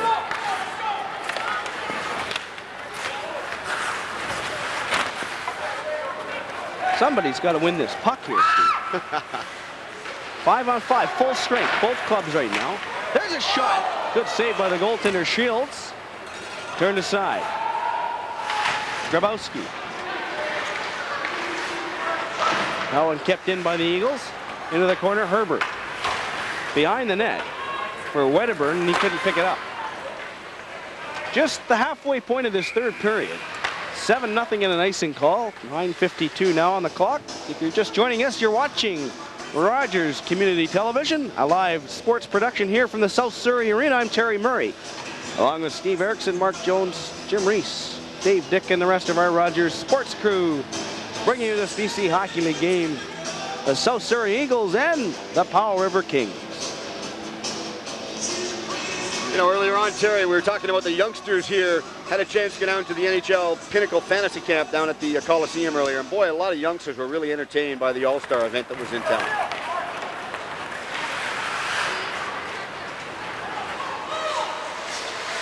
Schneider almost beat another defenseman. That would have been Vandermeer, but Vandermeer was solid at the blue line. Kluche now fires the puck in. Wishlaw fires around the boards. The Eagles try to clear it out and do so. Here's Sullivan. Mike Sullivan from Campbell River, junior club, junior B affiliate club for the Powell River Kings. Across the open water. I wonder if they swim back and forth. Bit of a ways. It's an hour and 20-minute ferry ride. Yeah, they probably swim. Oh, come in, they're going to push and shove, and they go in the corner right now. And at this time, Terry, you were thanking several of the different other people that were involved in this telecast. I think it's only fitting that we thank our crew, who are a lot of volunteers that come out, and without their assistance, we could not put a production on like this. Special thanks to the crew that come out and help us. VTR replays, Kevin McDonald, graphics operator, George Lamarcan. Camera wide follow is Marcel Gillette. Tight follow, Rob Arnold. Handheld in the end zone is Greg Godfrey. Handheld in the bleachers is Edward Lee, AJ Kruner, and production assistants Alba Dunn, Camish Manick, and special thanks to Audrey with the Surrey Eagles, Kerry McDonald, and Stephen John at Sunnyside head-end technicians. And Greg Godfrey on replays, we forgot to mention him, and that is basically our crew here at the South Surrey Arena. Thanks to those guys for volunteering their time to come out and bring you this BC Hockey League game from the South Surrey Arena. 8 minutes, 55 seconds to go in this third period. 7 donut in favor of the Eagles. There's Jeff Hogan, the leader, who's been kept well in check tonight. He punches behind the play, Joel Vandermeer, and is going to get a penalty. Hogan, an undisciplined play, probably out of frustration, gave a left hook to Joe Vandermeer. Yeah, that was just a frustration penalty, as you were saying earlier on, Terry. We were talking earlier on about the simple fact that, you know, the event coming up in Nanaimo. In addition to this, the BC Hockey League, they have crowned, or been crowned, as Canadian national champions in Junior A, which is the Royal Bank Cup now, 6 of the past 12 seasons. That's what great. a record. I mean, that is just instrumental. And the BC Hockey League going back years back, their first goal was scored by Bob Gruber in Kelowna in October 31st, 1961. 2 minutes for roughing. Time of the penalty, 11:23. Hogan for roughing. So the power play for the Eagles, their 7th opportunity. They're 500 at 3 for 6. Right point, Schneeklaw. Left side, that's Vandermeer. Hit it in front of the net. Failed to deflect that one was Travis Rycroft. And now the Kings gobble up a loose puck. Brought out by Jeff Jones.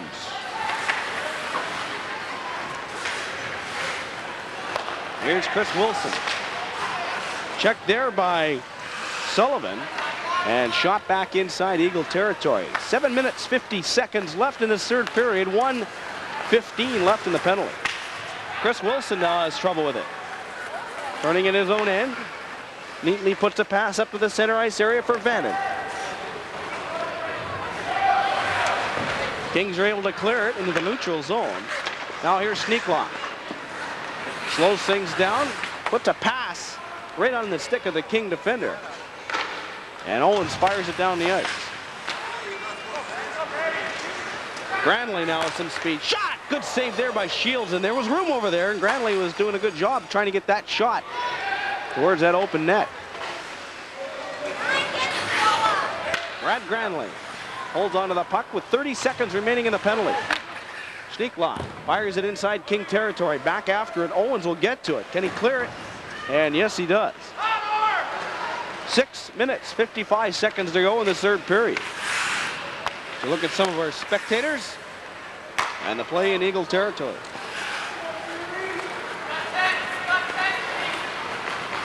Ryan Herbert headmans the puck up for Granley. Brad Granley checked off the puck. Down to 1 second on the penalty. It's now over with. Hogan's back on the ice. And Wishlock, he'll fire it along the boards. And Vannon will just clear it into safe territory with 6 minutes, 25 seconds left in this third period. 7-0, South Surrey leads it. And I won't mention the S word yet. Don't you dare. I'll smack you if you do that. Chris Wilson, nice pass. Oh, good chance there for Rycroft.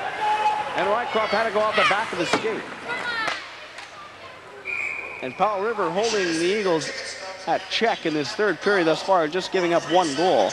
Do you want to see more of this? BC Hockey League, hockey, university athletics, high school basketball, curling? Phone us at 412-2656, 412-2656, or email us on Community TV, that's COMMTV at rci.rogers.com. Let us know what you want to see on Rogers Community Television. That's on the topic of sports now. Just under 6 minutes to go in this third period. And that power play goes 3 for 7. After going 3 for 3 to start things off, the Eagles are 0 for 4 in the last 4 chances. God, it's amazing how I can figure that out, eh, Steve? You're such a mathematician right there, Terry. I don't know about you. No, I don't even have a calculator here. Well, that's because I moved your macaroni.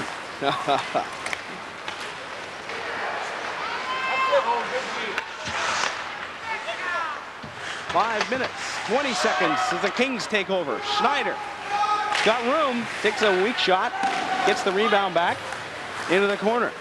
That's Bartson. Had that one go off his stick. Schneekloth gets hooked down. Now Bartson making a couple of moves. Bishai now takes the puck away, and they battle for it in the neutral zone. Schneider now. Bartson got taken down. Back come the Eagles. Long pass, nicely picked up by Joe Vandermeer across the King line on the right side. Vandermeer gets taken into the boards. A couple other players battle for it. Loose puck, Gradley's with the man on the right. Oh, it's Bishai looking for his hat trick. How did he miss that? Oh, too eager, Terry.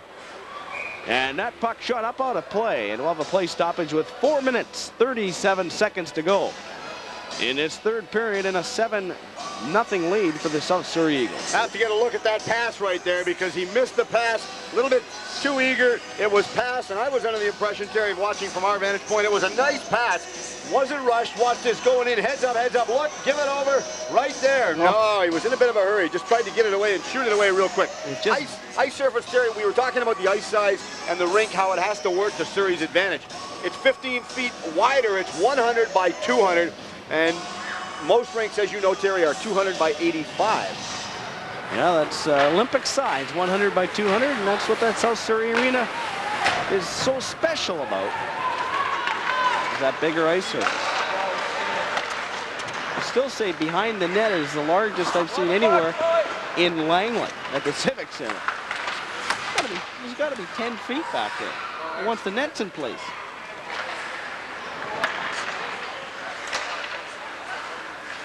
And that's a small building. I believe that's 85 by 200. Well, not small, but small on this standard. There's a chance in front of the net. Oh, and it just rolled off for Wedderburn's stick. 3 minutes and 55 seconds to go in the game. 7-0 Eagles. Good chance here on the left side as Hogan scores! Great goal by Hogan. Oh, you're lucky you never said that dirty S word until now. Vandermeer had a chance to take him out, but Hogan got away from the check and let that shot go. Well, it was just a matter of time right there. Surrey, where they're getting a little bit too complacent. Watch this, Terry. Holden going in. Nobody's too close. Coming out, rushing after him. They tried to get it away, and a little bit of a turnover inside their own zone. Hogan comes down and makes it look fairly simple on the goal. And we talked earlier on, Terry, about that S word we were not going to say. But Peter Wischloff, previously to now, in 1996, in the longest standing shutout string by a goaltender in 1996 in November, had 163 minutes and 42 seconds for the shutout. And that was, again, a little over a year ago. So that's a tough break for us. First goal scored by number 9, Jeff Hogan, unassisted. Time of the goal, 16-12. Hogan unassisted. The referee, Kerry Gregory, did say number 19, but there is no 19 on the roster. I'm pretty sure he meant number 39, Schneider. Eric Schneider will probably pick up an assist on that goal. So at this point, it's Hogan unassisted. And a 7-1 South Surrey Eagle lead. Long shot on Wischloff. He turns it aside. Hasn't been tested a lot tonight, but has been solid. 3 minutes, 5 seconds in this third period. And 3:04 now as we have a play stoppage. It'll be icing and a face-off deep inside Eagle territory. Well, they're just going to come together and just, as I said earlier on, going into this period, it was 6-0 as we go into this period. And there you can see the leading goaltenders right there. Peter Wischloff with Surrey, 39 games played, an average of 3.15. Tied with the goaltender with Vernon Terry, and of course, very, very respectable. Anytime you can get a goals against average of less than 3.50, you've got to be pleased with that too. And Pascal Gass in second place from Vernon. We see Jimmy St. John in second and third place there. And earlier in the season, Jimmy was in first place and had like a .97 goals against average as you look at that last goal by Hogan. He took the rap after he scored the goal from Vandermeer, but great shot. It's almost as though Wischloff come out just in a sheer move of desperation to take that puck off him. It's funny, they rolled that replay in fast motion. It looked like me playing NHL 98. That was on your website, Terry. Out of control.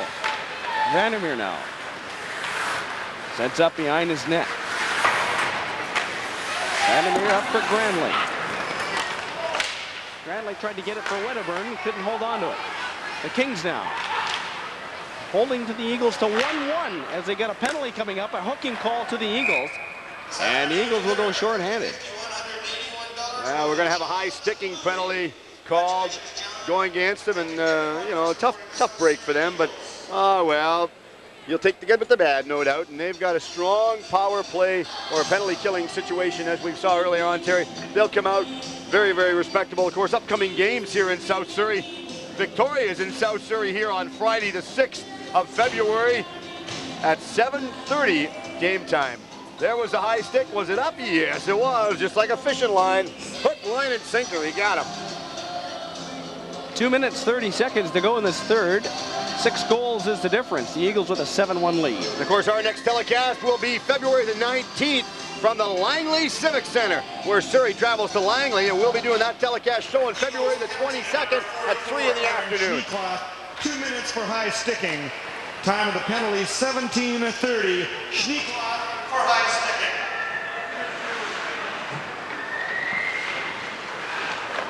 I'd check the 3 in the afternoon time there, Steve. But Hogan shot. Oh, that's when it airs, 3 in the afternoon, right? That's when it airs. You got that right. I'm sorry. Okay, thank you, sir. Game time is 7:30 on the 19th at the Civic Center, though. So I'll get your tickets and go watch it live here. Snyder going right in, scores! Great goal. Good job by Snyder there as he beat his last attacker. And a second goal goes on the score sheet for the Powell River Kings. Well, we watched this, Terry, coming into the replay.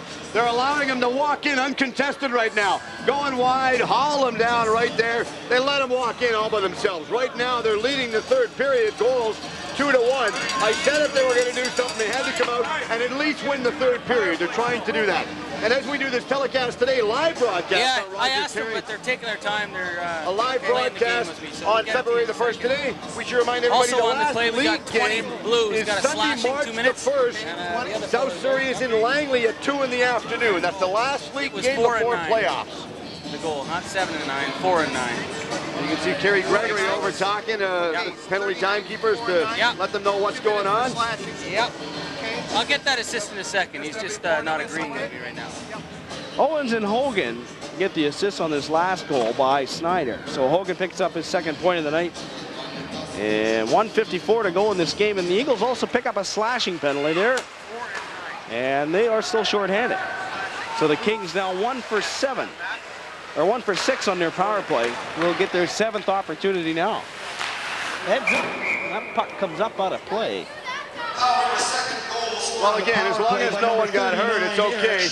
We've got to remind everybody that if you do go to a rink, please be aware that pucks frequently fly out of the playing surface. So please watch for the puck. Don't sit and visit like several individuals do when they go to the games. Well, I got to say the player of the game right now is, my choice is going to be John McNabb, who, after only playing a little over half a hockey game, scored 3 goals and got 1 assist. And for a guy to do that, I think just because he got kicked out, we're not going to bring the ruling, if there is a ruling, it says just because he gets kicked out doesn't get the beat. Player. But that's going to be our player of the game, John McNabb. So maybe Mark Jones downstairs will have to do some scurrying and find John McNabb in the South Surrey Eagle room. I see Mark in the corner going down the hallway to look for him. I tell you, Mark follows directions very well, eh? You were talking earlier on about the fact that they also have their own website, and you can also retrieve scores at your local telephone to the Talking Yellow pages, and the number in the Lower Mainland is 299-9000. The code for the BC Hockey League is 7825. 1 minute, 31 seconds remaining in this third period. 7-2 is the score. Puche, the shot. Oh, off the goalpost. Definitely wasn't in. Referee Kerry Gregory waving it off as it touched the post. 1 minute, 15 seconds to go in the game. 7-2, the Eagles lead it. They'll win the game. It's just a matter if Powell River can score on this power play. Schneekloth fires it off the boards. It goes down the ice inside King territory. With 1 minute. 1 minute left to play in the third period. Well said. 1 minute left. And onside at the blue line there. Looked offside, but there's a shot right on. That chance there for Chuck Metcalf. Seagull came out of nowhere. 8-5. Kluche now. Here's number 7, Kluche gets into the open along the left boards. Kluche had that one taken away from him with 30 seconds left in the third period. And they'll be on the power play for the rest of the game unless they score. 25 seconds now as Vandermeer gets the puck, fires it down the ice. So that'll pretty much do it, Steve. Looks like it'll go into the books as a 7-2 win for the South Surrey Eagles, down to 10 seconds on the clock.